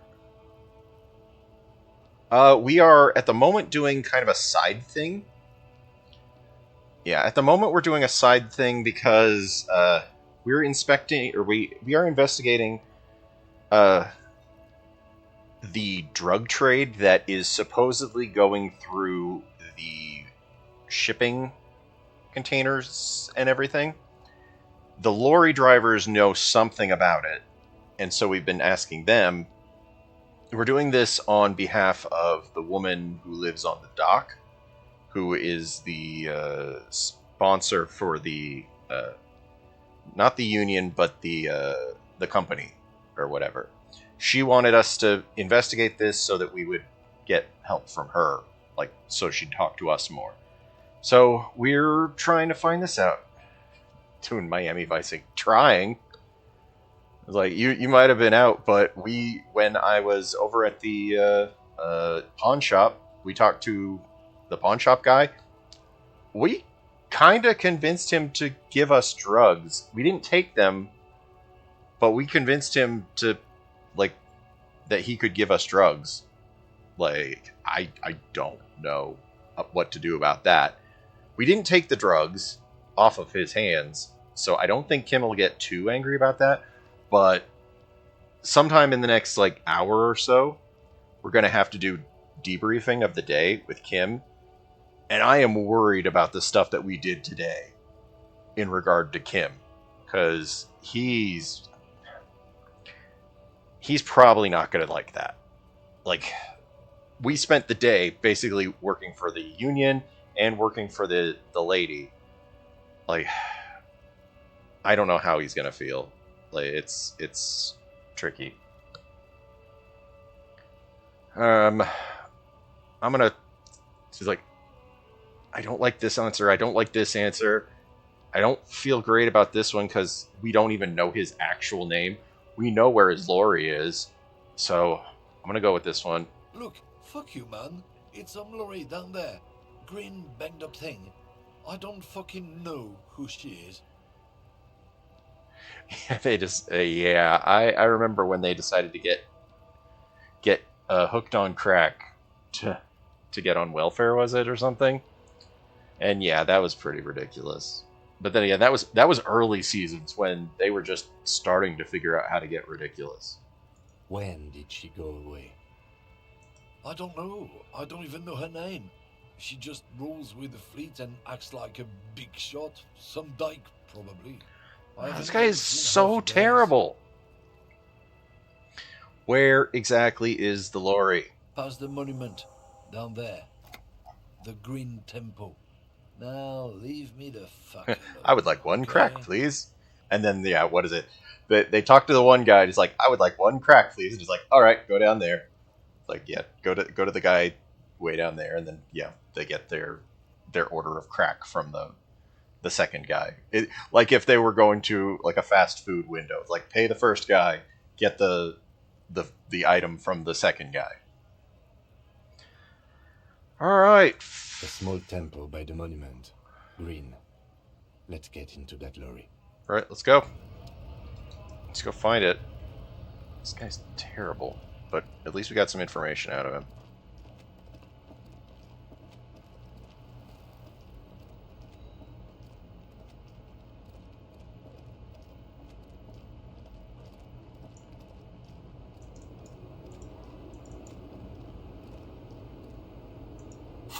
Get the bag.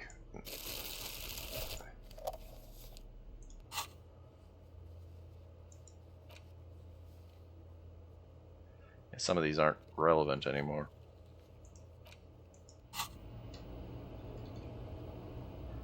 What's that?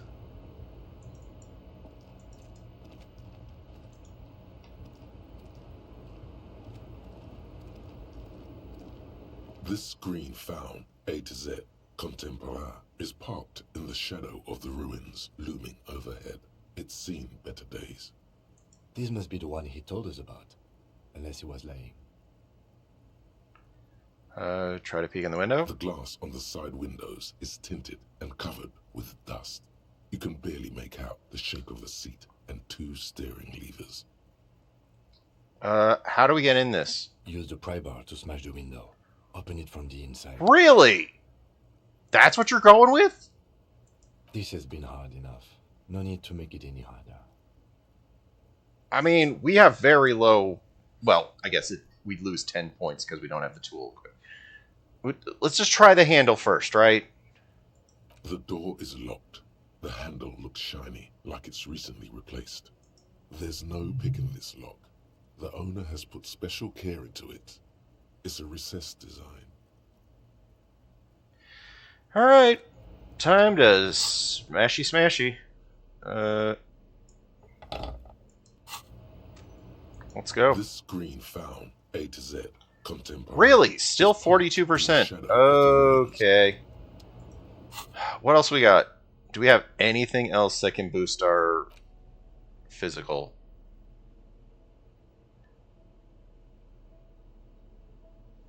I don't think we have any other clothes that'll boost our physical. Shoot. I mean, it's 40-some%, right? What's the worst that happens? Got any serious? Technically speaking, we could drink some alcohol. Yeah, technically speaking, we could drink some alcohol, and that would raise our physique. But then we'd also have to use one of the the morale healing charges. The thing is, it is really late in the day, and I don't know if we want to use alcohol this late. This screen found A to Z Contemporain is parked. It's 42. Of the ruins. So if we fail it the first time, we could always get drunk and try it again, because then our numbers will have gone up. I think that's how that works.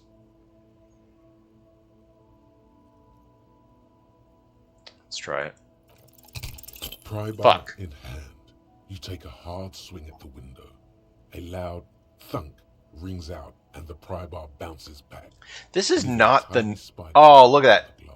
We needed a 12, we got 11. Damn it. Maybe we should have gotten drunk and had that one more point. Goddamn maggot.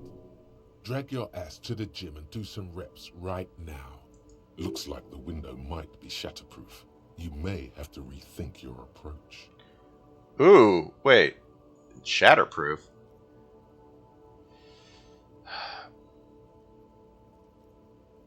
Window appears to be shatterproof. No, it's not shatterproof. Give me that. Takes the pry bar and gestures to step back. He smashes it into the window. Droplets of glass fly everywhere. Okay. Over the lorry floor and pavement. You can just reach in now. Alright. Nice. It went better than I expected. Open it from the inside. The smell of cigarettes and perfume welcomes you. The cabin inside is plastered with old movie posters. Actresses smile from the walls. There's a radio transmitter in the front and a toolbox tucked under the driver's seat. Some tools lie scattered near the pedals. Oh, that's for the posters. These are movie posters featuring starlets from long-forgotten films from the 20s, the teens, even the 90s of the last century. One of them particularly catches your eye, a centerfold of an ingenue attached right above the back seat. There's definitely perfume in the air. It's spicy, with a hint of amberette, wafting through the bitter air of the cabin. What's that smell? The remnants of a sweet juniper-scented perfume, probably Grenade No. 5. The actress is draped in a sheathed dress, one of her shoulders bared. The faded remains of an autograph run across the poster. She's looking past the camera. This is Tip Tijon, a starlet from the dawn of cinematography. Less known. I still think it's funny how her tragic the hand still moves around. What happened to her? She wasted away in a drug den called the Door to the River, not far from here, on Boogie Street. A mixture of cocaine and morphine. She was afraid of the world, and the camera, too. Enough about the posters. The actresses and the rear actor all smile you a warm goodbye. A radio transmitter is attached to the dashboard, and a toolbox sits under the driver's seat. The radio. Looks like the frequency dial is absent. Really? It requires a key to work, but the key has been removed. Likely by the missing lady driver. That's interesting. Strange. There are so many radio stations saved here. Must be over 100 at least. It has to be an advanced model to fit so many frequencies next to each other without blending them together. Why do you need so many radio stations? For contacting an entire fleet of lorrymen, for example. This is all shortwave, UW and UKV. Looks like we are dealing with an impressive organizational tool. The nerve center of a huge operation, with quite a range too. A 20-kilometer radius at least, perhaps extended by an attachable antenna that's not here right now. Is there anything we can do with this radio? Doesn't look like it. It's completely inoperable without a dial key. Alright, what else? The smell of 1,000 cigarettes, some dead actresses, and a rusty old toolbox under the seat. What's in the toolbox? A metallic drawer slides out from the seat. It's empty, except for a folded Just a newspaper? What's in the newspaper? It's an issue of ep4 from last Wednesday. A piece of paper falls out from its pages. Pick up the note. It looks like an article ripped out from a radio enthusiast magazine. Complex mathematical equations explain the basics of something called the Ulan frequency system. Huh? The Ulan frequency system? I've never heard of that before. I know of FM, AM, UKV, but... Weird.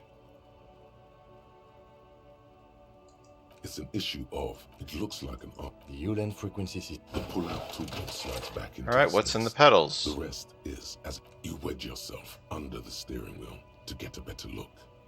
Seems like the few tools lying around here, a hammer, a pair of pliers, a rusty wrench, have been casually thrown there by the disorganized driver. But one odd detail does catch your eye. A piece of sandpaper has been glued to the throttle. Huh? Sandpaper adds extra grip. Why, though? It looks like the driver glued a piece of sandpaper to the throttle for extra grip. Sandpaper? A novel technique? Sandpaper would also rub off the pattern from the driver's right boot sole. Oh. Huh. Yes? He likes where this is going. One of the footprints at the crime scene had an aberration. One sole was smoother than the other. Is this the actual 8th Hardy Boy? Which means that the missing lady driver was present at the lynching. Yeah, wait, is this the missing 8th Hardy? Looks like her, yes. And she was also involved with the drug trade.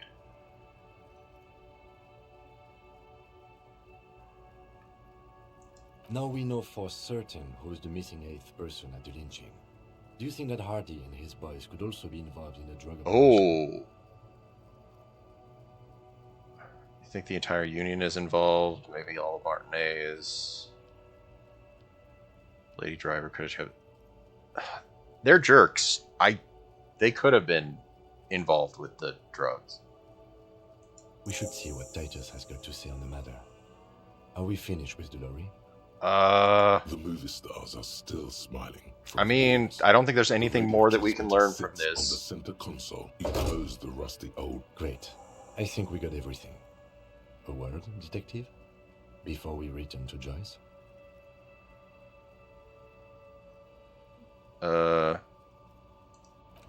does he want to talk about? Alright, we've finished here. Let's quickly debrief and go over what we found, so we don't do it in front of the company rep. Seems like something police would do. What do you think of all this? Honestly, I'm quite worried by what we've seen so far. The evidence seems to point to a rather extensive and well-organized operation. I'm especially intrigued by that radio transmitter. Yeah, the radio is a little weird. Number of stations it can connect. Looks like this alleged drug trade casts a wide net. This means it's well funded. Technology like that, a major player must be financing it. I'm not sure what the Ulan frequencies are all about, but they may hold some significance. Perhaps it's a better way to connect between fleets while avoiding frequency bleed, or maybe it's used to tap into RCM networks.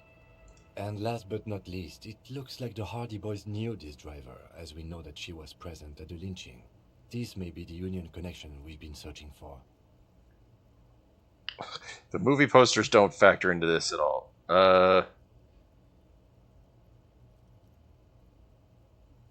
So it turns out this is connected to the Union. Like Joyce told us, yes, logistically. But don't expect to bust this open during our stay here. At best, this is an angle we can use against them, to other ends, as extra ammunition. Meaning, someone as slippery as Everard won't be caught by a couple of cops and some stuff they found in some cabin. I don't want to ask this because it's stupid, but I want to see what Kim has to say. Kim is not going to be happy about me just talking about the posters, because the posters have nothing to do with this. As elegant as they are, I don't think they are relevant to the drug trade.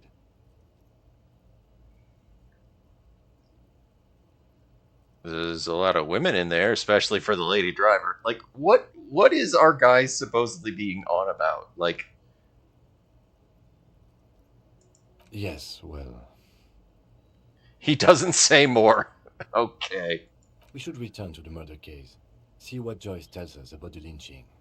When we are done for the day, I call my station and suggest our narcotics department look into it. Okay. There are more than enough grounds to start an official investigation, sometime later when we are done here. We do not want to get caught in that. He stops to think. What are you thinking? The fact that one hasn't started already gives me pause. An investigation, I mean. Especially if the Madrid grouping is involved, and I can't imagine they aren't. It's certainly worrisome. You got corruption? All the same, I don't like the idea of internal affairs descending on the matter. That won't help anyone either. Debrief over, after you. Okay, I don't know if at this time we can still interview the guy. Oh, yep, we can talk to the Hardys again about the drug trade. Maybe we can finally break the Hardys. You, what do you have to say? I don't know if we talked to you yet. The woman still has her eyes fixed on the Oh. photograph in her hands. In the background, the radio plays. Snap fingers? If you want her attention, you may need to be more forceful. Snap the fingers twice! Where am I? Who are you? Like a magician, recalling the subject from hypnosis. You've jolted her back to reality. I was hoping that you could tell me. Where am I? Who are you? Are you alright, ma'am? You were out of it. Never mind. I remember now. I'm still stuck in that traffic jam in the 50s. In the 50s, she adds with contempt. Wait, what's so bad about the 50s? The men have small jaws and everything is made out of plastic. Why do you need plastic when you can make the world out of amber? So, where else would you be? Back in Mecca, during the time of the revolution. The sidewalks and cafes are filled with young Like, we haven't people. talked to this lady yet, so I don't know was on my way if to she's gonna have send you anything a good to daily say, but... picture starring Gabriel Guendero. Until you came along, that is. She was dreaming of better places, better times. So who's this Gabrielle? Gabrielle. This is Gabriel Guendero. Shows a photograph, lavish amber frame. A strikingly handsome man looks straight at you. His head crowned with a wide brim hat. His hair is dark as an oil slick, and his jaw the most perfectly chiseled thing you've ever seen. He was the biggest star of his day. Girls used to faint in the aisles of cinema whenever he came on the screen. And schoolboys used to memorize all of his lines. She leans back, savoring the world she's conjured up. In all likelihood, it's a world that's only ever existed in her mind. So I take it you were in Mesk when this happened? Or when you were young? Someone was. She nods, as though her meanings were perfectly clear. Good job, bot. So they're not your memories? They are someone's memories, boy. What difference does it make if it's me or not? They're beautiful. That is all that matters. Beautiful and true. And they will win. They're coming for this, you know? All of this. All of what? The world. The present. Sorry to interrupt your dreaming. I wasn't dreaming. I was there, Loman. It was early spring, and the man behind the black sun had just come out. The posters were 20 meters tall. Everything was golden. Her eyes narrow, and she appears to take your measure. While you, people, were tearing each other apart over your petty little revolution, in Meth, it was a golden age. The Republic of Mesk is a massive confederation on the Isola of Muindi, the world's largest state by territory. It's a petrostate, a constitutional monarchy, and, as of recently, an outcast due to its tilt to the far right. Thank you, Encyclopedia. Right, I have some other questions, police questions. Why not, Harife? It's not like I have anything better to do in this hellhole. So, what are you hauling? Diamonds. Diamonds? Really? Of course not. Oh, thank you. Okay, I was But like... wouldn't it be marvelous if I was? Okay, really, but what are you really hauling? Whatever stupid things they put in the lorry, I imagine. So you don't know what you're hauling? I quit concerning myself with that a long time ago. Besides, I don't drive the lorry for the cargo, if you know what I mean. So what if it's contraband? Then it's contraband, lawman. What? Do you want to take an old woman in? Be my guest. Lock me away like Bad Hand Hermenegildo. Bad Hand, Hermenegildos' bad hand, strangled 300 people. What can I say? Some people just really like strangling people. 300 people? Some people just really like strangling. I guess. So, I don't understand this boyadero thing. Of course not. To truly understand the boyadero, you need to listen to on the Western Plain. The boyadero, boya for short, is a cowherder from upstream Magritte, the great steppes of northern Mesk. People like Manana at the gates have turned it into an ideology of sorts. So what's that? It's an old ballad about a young girl who falls in love with a daring boyadero. He promises to marry her as soon as he returns from the Western Plain. And I'm guessing that didn't happen? Of course not. The boyadero returns from the Western Plain a changed man. One night, as he and his beloved are out walking along the river Maigret, she pleads with him to give up his riding and settle down. In the background, you can hear the orchestra swell as the screen fills with the maiden's imploring eyes. I think I see where this is going. So the boyadero strangles his beloved and throws her body in the Magritte. Then he rides off, because the Western Plain is calling to him. It's not where I thought it was going. You have to understand. A true boyadero needs a whole horizon to himself. He can't be tied down by man or woman. His beloved was selfish. She didn't know what it meant to love a boyadero. Before I came, you seemed away. She's just a distracted old woman. We should maybe let her get back to her things. So he doesn't think she's a smuggler. You hear that, lawman? I don't think your partner likes you spending too much time with me. Wait. Why is that? Nothing. I just don't think she's connected to anything. Ooh, the derealization one completed.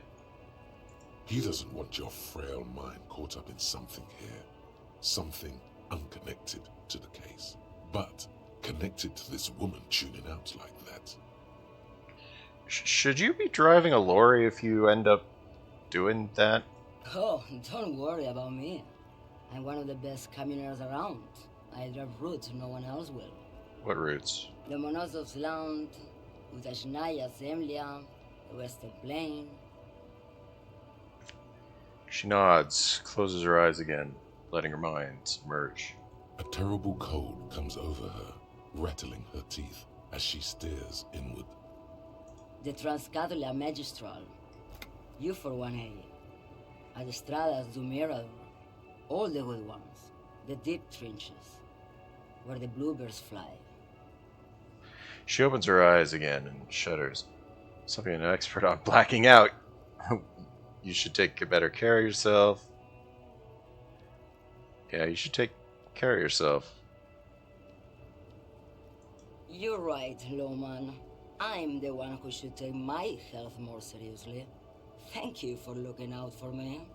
That was a bit much. A correct appraisal. You're quite shabby. Is that all you woke me up to say? We already investigated all of our drug stuff. We do not Yes, need to go on about Enough it with her. jamboree. All right, let's have our breakthrough about derealization. Jamais vu. Derealization. Jamais vu. The opposite of déjà vu. Not already seen, but never seen. Everything that should be familiar appears strange and new, like some half-forgotten day in your childhood. Only now. That's the feeling you've been having. And for who knows how long. You should go and ask Joyce Messier about this. What world are we in? This is a fundamental question. Alright, what kind of bonus do we get from this? Ooh. +1 XP for every orb clicked? All intellect learning is raised by 1. I mean, a little extra XP is good, but we also have already explored everything. At least everything in our areas today. So that's, I guess, nice. That's a nice little bonus. A little extra XP. This is in the middle of everything. Do we only get this many options? Yeah, if there's only this many options, we may actually end up, like, not investing more into these. Like, finding ones that don't really. Learning cap raised to 5. Speed gives 1. Speed gives 1 psi? What does that mean?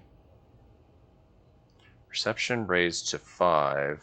Or perception cap raised to 5. Speed gives 1 psi. So it's like.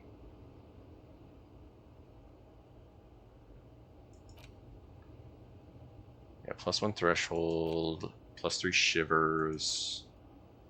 This heals us some. Stuff capped raised.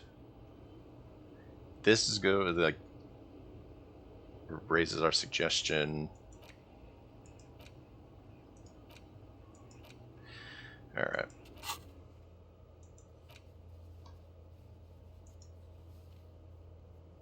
Conceptualization. Impossible! Yeah, that was one that was not a good check. Oh, okay. Let's go see if we can talk to the, anyone. Like, I haven't talked to this guy in a little while. Right to work! Okay, nothing new. Talk to Manana.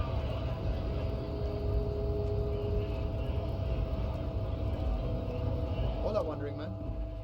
How can I help you? I don't like... We're trying not to let people know that we went into that guy's apartment, so I'm not saying a damn thing. I'm not saying a thing about what I found inside of his apartment. That's... yeah.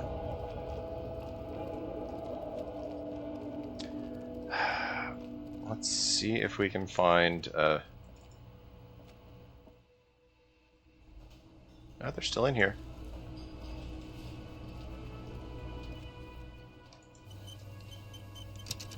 Alright. Let's try this again. We know that there's a connection.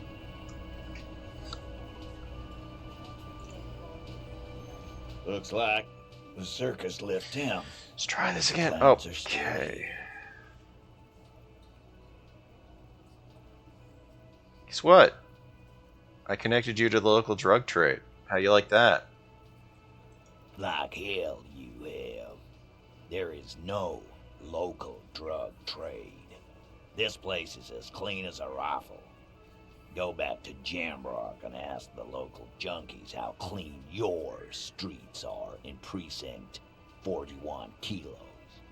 We'll do that. In the meantime, did you know that there's an abandoned lorry at the intersection that was used to move raw ingredients for drugs from Terminal B to Jamrock? The person driving it was present at the hanging. It was one of you. We've connected the footprints. Detective, do you want to deliver the coup de grace? The thought forms in your head like a lightning strike branching in the sky.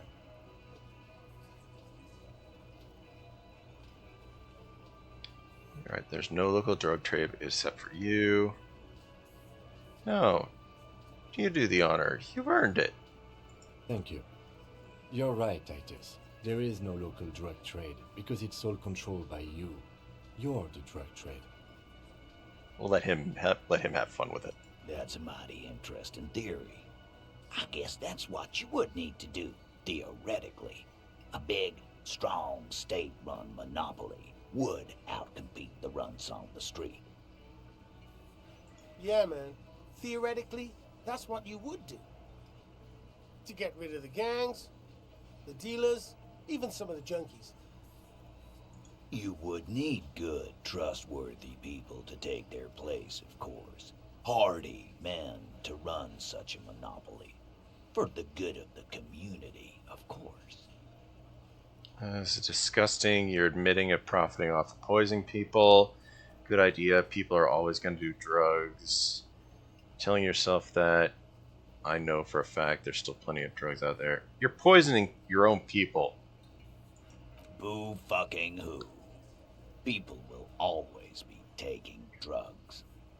Might as well do it clean and organized. Yeah, that's what the labor movement is all about. Clean and organized. And the Hardy Boys are running it. Theoretically, of course. We're just talking politics here. My answer to your drug accusation is, how dare you? Wow. Go fuck yourself. Not quite yet, Mr. Hardy. There were 8 sets of prints on the crime scene. There are only 7 Hardy Boys here. The 8th Hardy. The one that's missing. She runs the thing, right? My answer is, fuck off. Mind your own business. There is no 8th Hardy. I run this goddamn scene. And here we go. Back to the usual. I know! Fatty walked on all 4s. He's so fucking fat he left 2 sets of footprints. Despite everything, the little man is quick on his feet. Go fuck your mom, Dennis. That's more like it, boys. You heard him. It was Angus on all 4s. Anything else you need to know? Again, we still don't have the role for this. Like, our authority is way too low for this.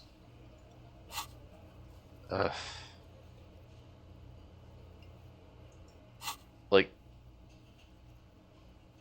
yeah, our authority is 0. So unless we get a 12, I still don't know how we pass this authority check.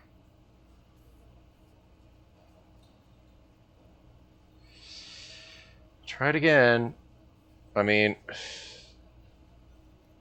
yeah, 12. Yeah, we have to roll perfectly. Like, it's terrible. Like, we don't have anything like, what is it? This lowers our authority? Yeah, this one's lowering our authority by 1. But really, 1 authority isn't going to make the difference.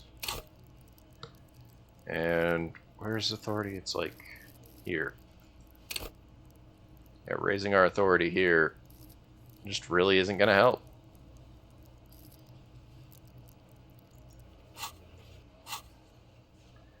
Try it one more time, though. It's a white check, so we can always just try it again. This time it's going to work.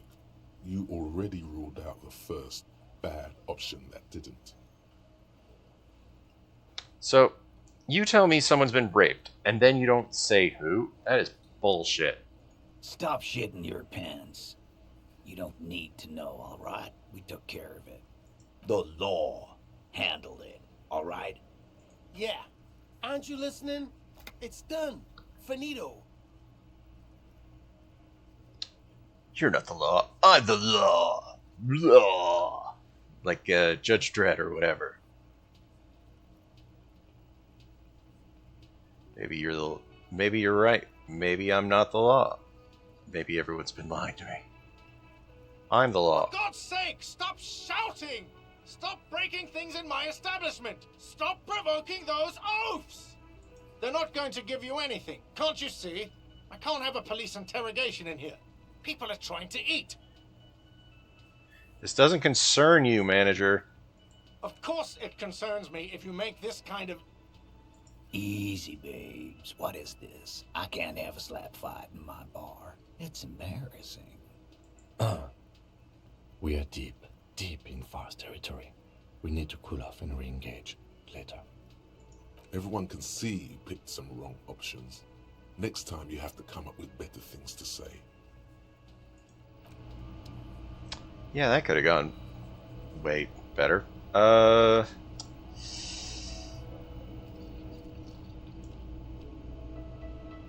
Sylvie. Behind the dockworkers, a ceiling height window. The hawthorn branches scrape the glass. It's not time yet. What does that mean? It's not time yet?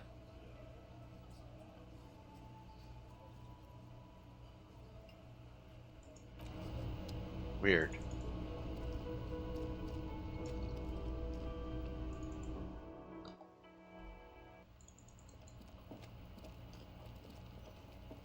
Still don't know how we get up here.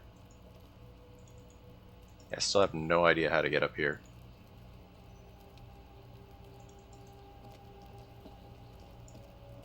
Kid, what are you still doing out here? There he still is, looking right through you with his white eyes. The body... If we upgrade our endurance... Because what, we have clothes that improves our endurance, right? So...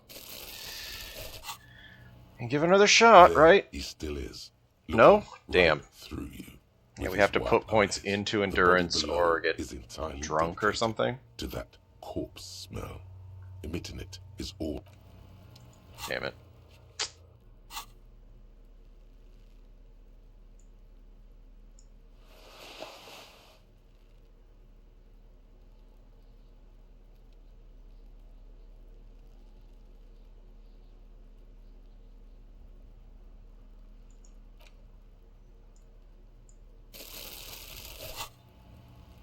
Alright.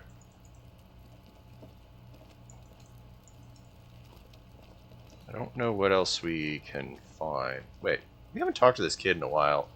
Not that we know more to talk to them about, but just, I mean, we're here. Fuck does Kuno care?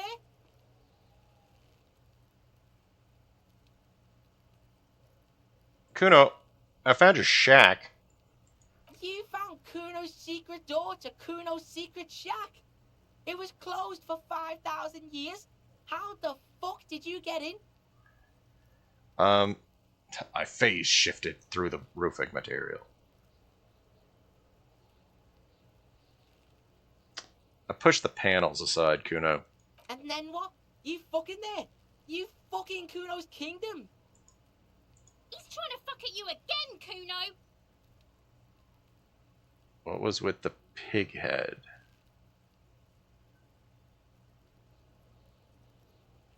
Oh, that? Kuno decapitates pigs.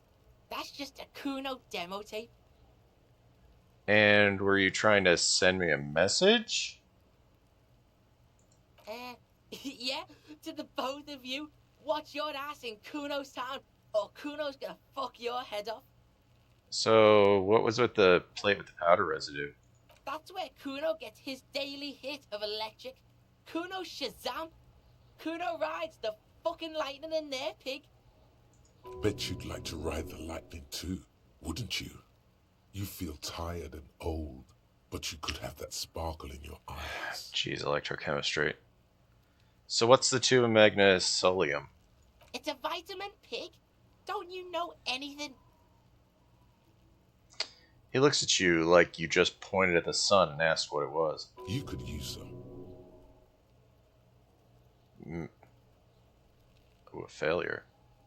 Magnesium, right? Yeah, it's the mag. You fucking need that shit to stay on top of your game. Kuno goes through like a tube a day, rips mag like a motherfucker, and you could use a bottle. Oh, don't teach him, Kuno! He's gonna use it against you, Kuno! It's just magnesium. Don't mystify it. You're not getting this, pig. It completely takes away the hangover. It's like you didn't do anything. Like you stayed home playing with your choo-choo. Yeah, he looks at you, eyes bulging. Fuck you, pig! Don't do mag! You're gonna OD and you're gonna fucking die! I've heard enough of this. Good call, Pigmeister. Don't come and talk to Kuno about his kingdom. Our empathy is not high enough.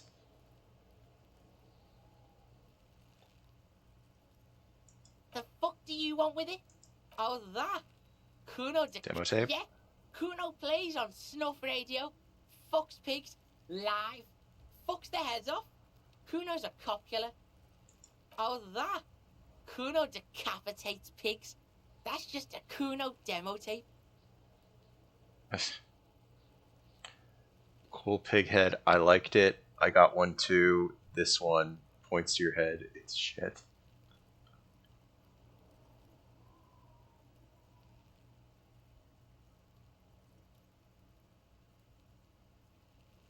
Too brutal for you, huh? Kuno, fuck your tongue off. I gotta go back to the shack. Of course you want back in there. Everyone wants back in there. Good call, Pigmeister. Don't come and talk to Kuno about his kingdom. Why would I talk to him about this? I can't investigate the body. Yeah, like a fucking volcano. Yeah. Fucking pathetic. You're lucky you didn't die there. You got any advice? I mean, you're doing pretty well with it. Yeah. Kuno's got some advice for you. Looks left and right, and then leans towards us. What are you? Like 80, right?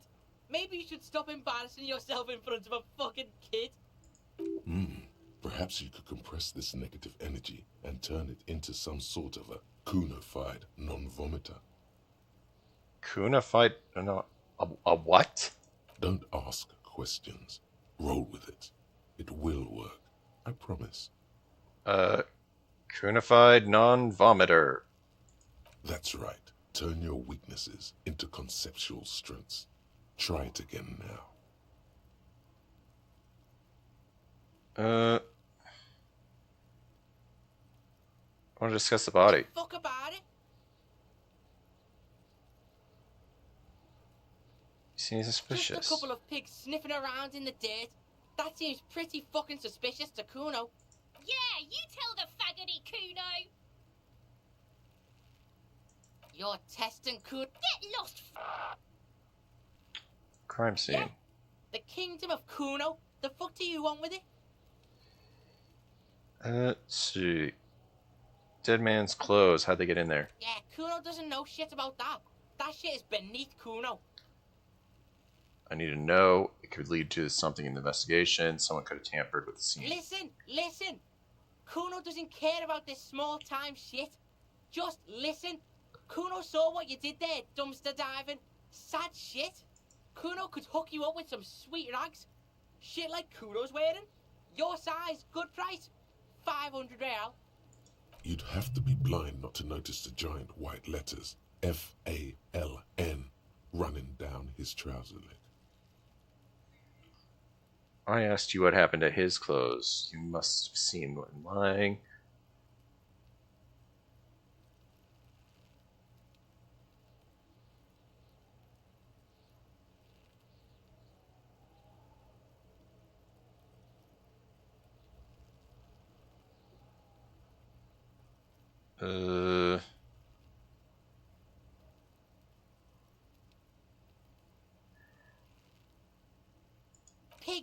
These are found modulars, liquid fit, performance crotch, urban survival shit. Made in me rover by scientists. Pants scientists. Pants scientists? Believe it, you need this shit. Unzips his jacket, get a quick peek at plastic-wrapped pants. They're graphite black and look new. These could drastically improve your chances of survival in the urban wilderness. Coach Physical Instrument endorses these pants. They are tartan ready. They will also make you into an idiot. So, I want to know about his clothes. Look, Kuno ain't seen shit lying around, except for that up there. Now, you want performance gear or not, Grandpa? The lieutenant remains silent, but his expression couldn't say, "I told you so," any louder. I don't know anything about tampering. I'm investigating, and I already have pants. Whatever. Kuno was trying to help you, but you're too fat for fouling anyway, pig. So the mug. The fuck? A mug in the trash? Is this about the fucking clothes again? Yeah, the racist mug have anything to do with it?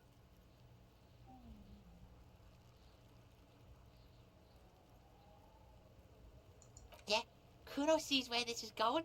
Kuno's got that fast brain. You saying you pigs are after the mug fucker, 'cause he's the clothes fucker?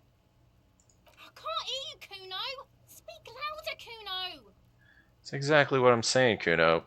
Someone has tampered with the crime scene. Cleaned some of it up. Shit, that's tense. Someone's going to the beat-down basement, huh? Mug guy gonna get tied to the radiator. He nods in approval. The kid may have something there. He's already come up with an interrogation technique, too. Kuno doesn't know who put that shit in there. And if he did, he wouldn't squeal. But if you find out, maybe you can... Tell the Kuno who it was. He's curious. He likes putting 2 and 2 together here. Stop turning into a pig, Kuno. They're trying to get you hooked on the snitching. Get away from my Kuno. Yeah? Get your bacon shit away. Kuno doesn't like to be seen with the popo. Get your shit done and out of Kuno's face. The ladder. You ever climb it? Look at that fucking shit. You're trying to get Kuno killed. So what makes it so unclimbable? Fuck does Kuno know? Kuno's not a fucking acrobat. The lieutenant takes a quick note in his notebook. It's a trap, Kuno. Don't climb it, Kuno. Yeah, whatever. Kuno doesn't give a shit.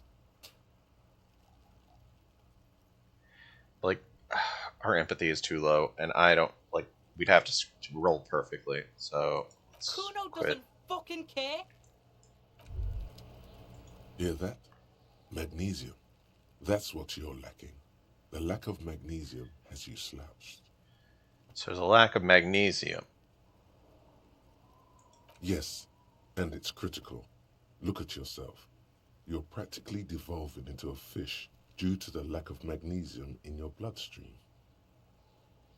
So I need to maggot sideways.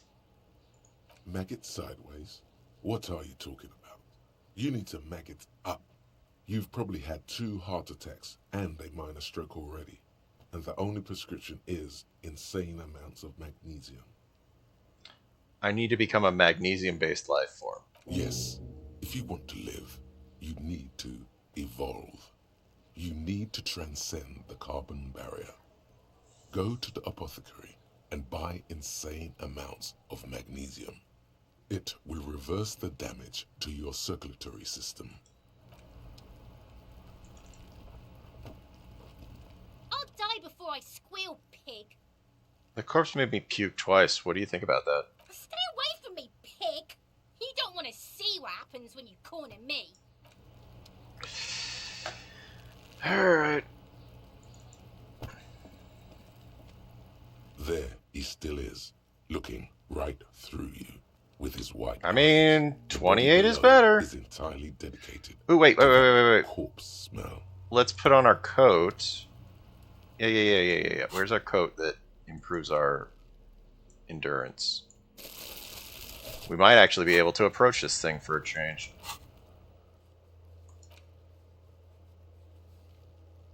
Yeah, that could take a while.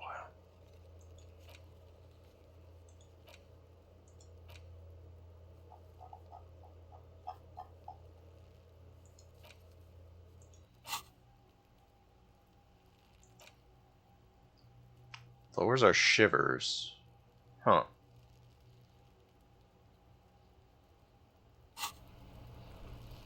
There he still is. 42%. Right through you with his white eyes. The 42%'s not the worst. To that We're having a really bad go of missing rolls, but we can try it.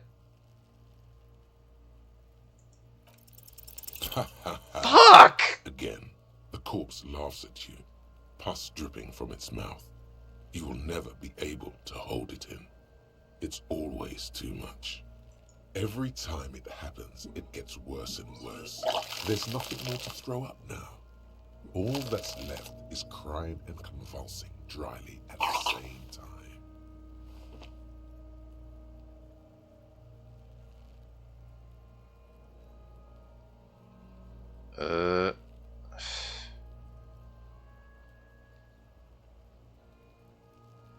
Failed again. The lieutenant is clearly at a loss. What do I do? Officer, you just need to be stronger. Learn to keep it in long enough for us to work. There's nothing else to do. You can open this white check again. Maybe it's okay if you don't make it today. The dead man isn't going anywhere, and there's always other things to do. I tried. At least we didn't lose any morale or whatever.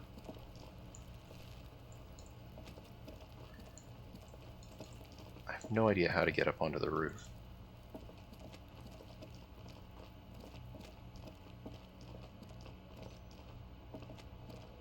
Like, I think we are probably supposed to go finish the day.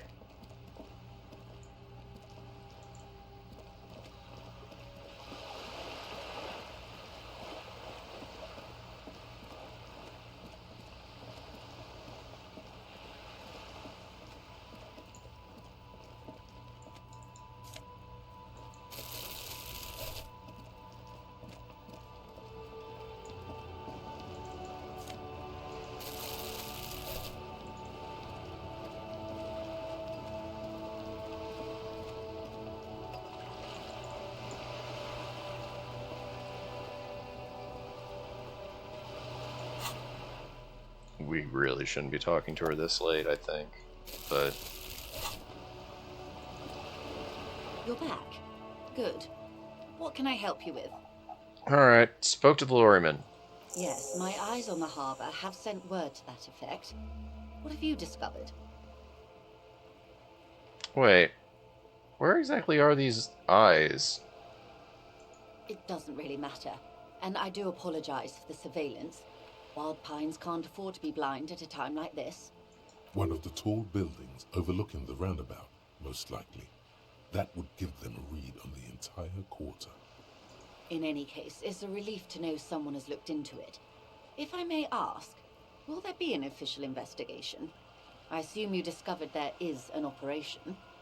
If there is an investigation, it will be part of an ongoing operation, subject to confidentiality. I am sure you understand. Of course, detectives. In any case, you've held up your end of our arrangement. I trust you with the rest. Now it's my turn. I wouldn't normally break protocol like this, but the situation demands it. If you don't solve this murder, I'm afraid we may have a bloodbath on our hands. A bloodbath? Yes.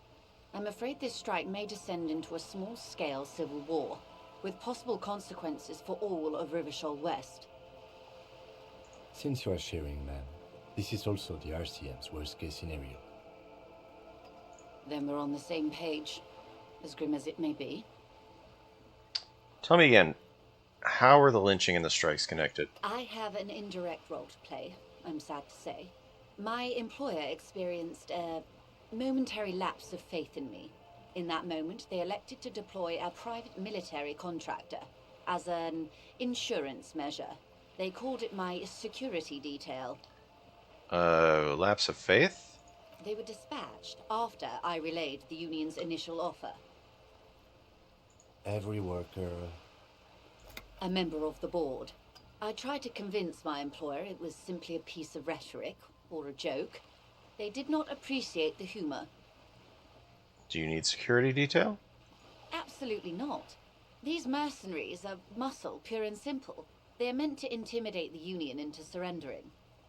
Who are they, exactly? Crenell, an Oranese military company. As far as I know, 3 arrived in Martinez. They report to me sporadically, but they do not answer to me. To be frank, our relationship is deteriorating. They wear ceramic armor, have semi-automatic weapons, and years of combat experience. They also have trauma and stressor disorder, and no idea how to conduct themselves in an urban civilian environment. So, what happened? The story is, one of them, the Colonel, I don't know his real name, sexually assaulted a local woman while he was drunk and separated from his unit. This allows some of the more militant Union members to subdue him. And then hang him from a tree.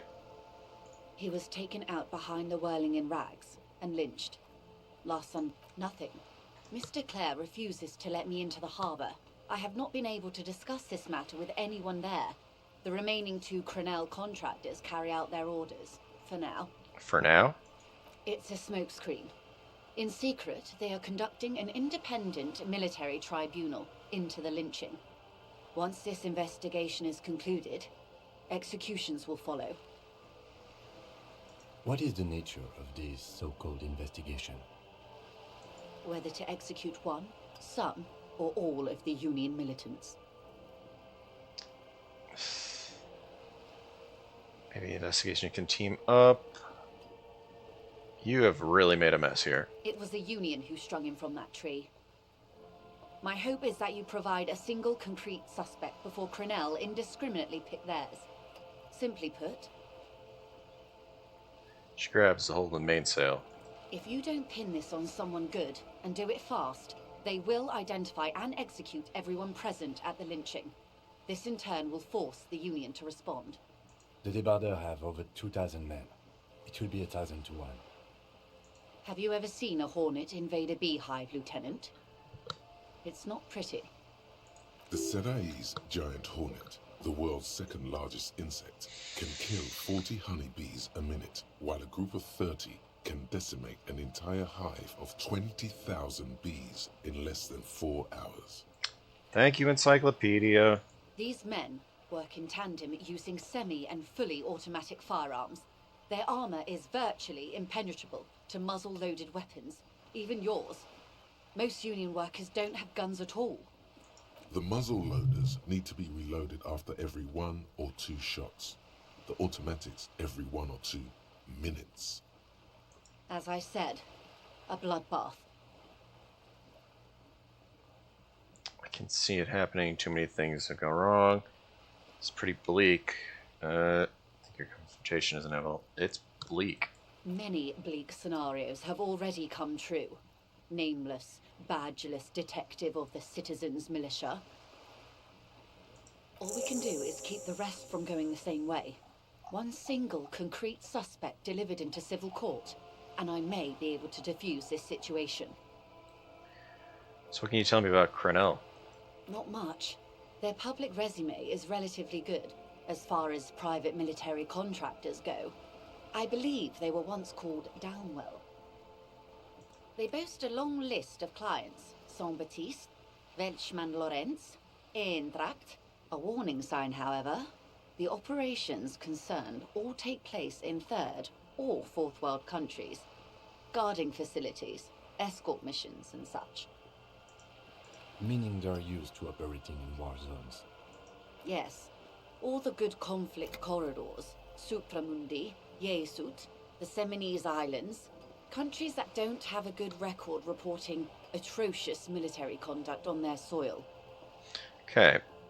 Anything else you got? Sadly, no. Before this happened, I had little interest in them. Now that I do, I don't have the resources. She thinks. If you still have access to the ICP's database, you could run a better background check than I ever could. It may take some time, though. She thinks. The International Collaboration Police, ICP, is charged with coordinating law enforcement activities in complex multinational investigations. Their database is the single largest source of information in the world. Dang. Do you know a lot about the inner workings of the RCM and the ICP, man? In my line of work, it pays to do your research. I was prepared to deal with the RCM. I did not think I'd be dealing with a group like Crenell. Could you contact the company? Tell them to call them off? I have. And they will. However, these orders take time to reach what is basically a rogue unit out in the field here. Until they do, it's all on us. She's being truthful. She is pressing them as hard as she can. So you said the deceased assaulted a woman? Or he didn't. This is information passed on to me from some teenagers loitering around the canal. I cannot testify by it. I mean, we haven't seen very many teenagers, but other than Kuno. Who did the passing on? The remaining contractors. Their tribunal. It's what they believe. So the teenagers. That the man was killed because he assaulted a local woman. I've asked around a bit. This seems to be the accepted story around Martinez. The lieutenant consults his notebook, his eyebrows knitted in concentration. Odd. We haven't heard any reports about an assault in connection with the lynching. Where did it take place? And when? Last Sunday night, at the Whirling in Rags, the hostel by the gates. Supposedly, the colonel was drunk, maybe on narcotics too. Either way, he's alleged to have sexually assaulted a woman. Sometime later, a group of dock workers got their hands on him. Oh yeah, who was the woman? That's a good question, officer. I don't have the slightest idea. As I said, it's a rumor about a rumor. In any case, it's what the colonel's remaining colleagues believe. So, the colonel, the one who was hanged, do you know him? If you mean did I see him alive? Yes. But I did not know him. His name? Lely. His service name. A nom de guerre, most likely. He wouldn't divulge his full name. Only one of them did. A bad sign if there ever was one. Tell me about the others. One is a man. Corty, they call him. A nickname as well. The other a woman. Phyllis DePaul. Corty is the gunner, I believe. DePaul is a radio operator. What would you say was his eye color, the deceased's?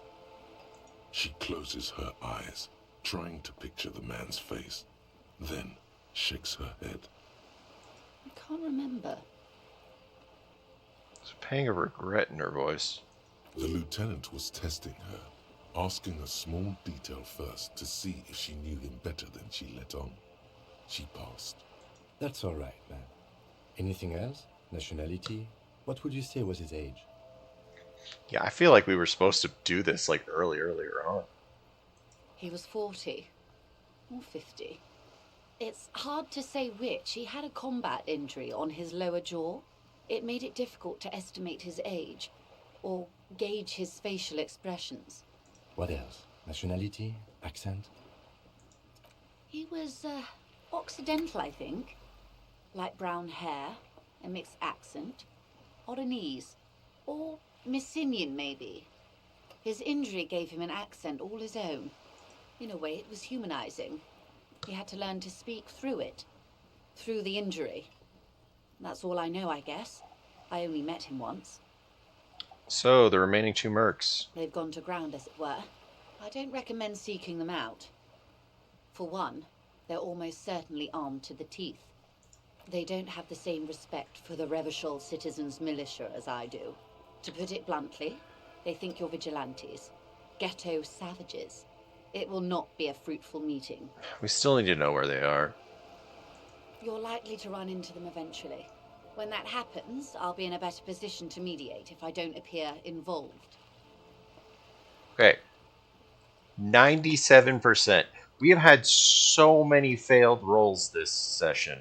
I mean, where are these mercenaries? One is obviously the scout leader. It was such a bad roll, but we got it. The one chanting the idiotic slogans. He's barely maintaining his disguise. Okay, one is obviously the scab leader. Yeah, that big guy by the gates. The other has a vantage point in a building south of the roundabout. They were keeping tabs on you while you were canvassing the lorry drivers. Alright, one is the scab... Yeah, one is the scab leader. That may be so. I still hope you heed my advice. There's no need to kick the hornet's nest. For all your talk of averting this catastrophe, the situation at the gate is a border keg. Does this not bother you? Of course it bothers me, Lieutenant. But my hands are tied. How would my employer react if it appeared I were intervening on behalf of the Union? Your concern may be appearances. Ours is keeping the peace. So another one was in the building overlooking the roundabout. Is that the one that's on the roof that we can't access? Would afford a good vantage point. In any case, it's practically inaccessible. Where is your radio for contacting them, if I may ask? Do you have an earpiece? Heavens no. I'm not an undercover agent. There's a short wave at the ship's wheel. I hope I can answer it better. So how much time do we have? Until the executions start? Truthfully, I don't know. It depends on their progress identifying the members of the lynch mob, and their impatience. They don't report their progress to you? Not on this matter. I'm afraid they consider this a personal initiative. There's a brief silence. Seagulls squawk over the bay. It's a matter of days, not weeks. That's enough of that for now. I am sorry to have been the bearer of bad news. If there is anything else I can help you with, please ask. Reality. Lessons in basic reality? My favorite part of the day. Go ahead. Yeah, we completed Jamais Vu. So what is reality?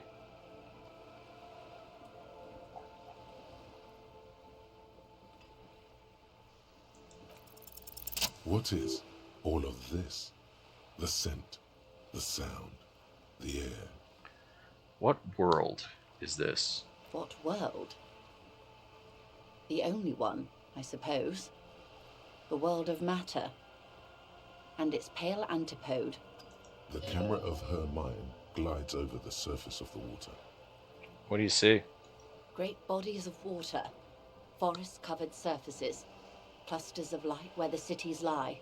You've seen the montage. We all have. This world is enough. She concludes. There is a term of endearment they coined for it, in the DeLorean century, when humanity was high on this world, discovering more and more of it, these archipelagos included. And what is it? Elysium. Elysium. The world needs a term of endearment.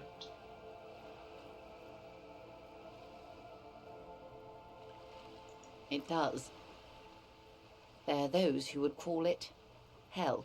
So what is hell? A term of hatred that originates, like many such things, with the Mesk petro-fascists. I feel like I've got all the pictures yet. Oh, you want a picture of the world? There is no complete set yet, dear. They're having some trouble reaching orbit. How come? Great things are difficult to achieve. For now, we're viewing the world from the inside, sideways. Inside sideways? What shape is this world then? We used to think it was a sphere, but that is beginning to look less and less likely by the day. You wouldn't know it from the tabloids, but the ORG nations have been launching weather balloons into the lower ionosphere since the 30s. ORG.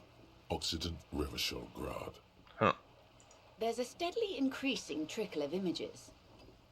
Between the big three scientific contributors, they're piecing together a dark grey corona. Dark grey corona? Yes. Pale covers 72% of the surface.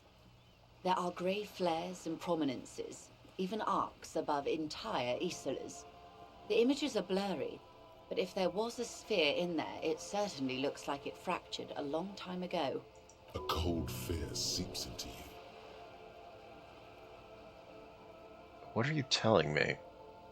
You seem to be spooked. Please don't be. Her voice becomes homely calm. She lets the moment pass. The pail. And what do you mean, Corona? They say there is a rarefied envelope of matter surrounding the darkened disk of our planet. That is, if we are still living on a planet. Or, to speak more plainly, imagine vast swathes of land disrupted by nothingness. I am sorry, dear. It must sound quite terrifying through the acute encephalopathy. Even scientific positivism isn't entirely convinced about what we're dealing with here. But this is one of the greatest questions of our time. Maybe when they get the complete set together, it will jolt us out of our rut, bring us together, however naive it may sound. A fractured Corona doesn't feel like it's going to bring anyone together. You have misimagined it. I don't have the power to convey to you the effect and geometry of the images that depict our world from below low orbit. It's like the crowning of the world. It's insane. Very disco. You'd love it. Well, if you say it's disco. See? Everyone finds something worth holding on to in this world, however wasted its opportunities. The cold seeps into you. The air is heavy with 80% humidity.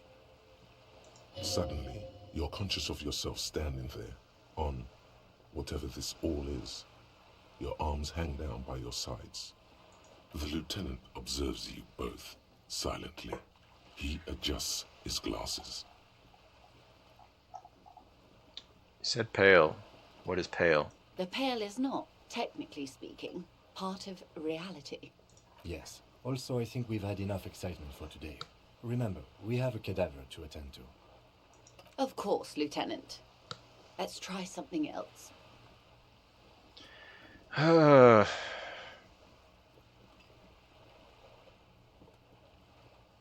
Okay, then. The lieutenant glances at you from the corner of his eye. You could sneak back later when the lieutenant is not here, unless you can convince him to step aside. That's all for now. Glad to have been of assistance. I need to save. Like, we still need to debrief, but I've actually got to stop. Yeah, it's kind of a weird ending, but yeah, I've got to actually get ready for something here. Yeah. We got some stuff done here today. We did some things. We learned some things. We progressed some plot. Yeah. So, I want to thank folks for watching. We appreciate it. I want to give a shout out to the folks watching the VOD. Make sure we saved. Saved. Save right there? Yeah, that's save right there. I want to shout out to the folks watching the VOD, whether it be on Twitch or over on the YouTube archive. I do hope you enjoyed the stream. That's right, you have to catch a live one at some point. Follow the channel if you like. Join the Discord if you want. Both are great ways to keep track of when I do come online. You can sub to the channel here on Twitch. Helps keep the lights on, helps keep you in video games, super supportive, all that good stuff. Over on YouTube, like the video, comment, let me know that you're enjoying these adventures. They're a little crazy at times, but yeah. It's just good to know if people are enjoying this. Like, comment, subscribe, do all the YouTube things. Here it helps. I don't even know. Next scheduled stream, it should be Saturday night.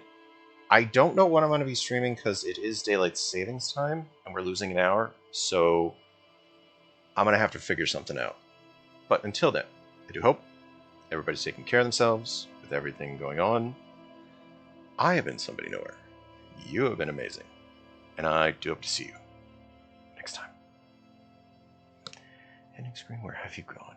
Every time. Right. Every night.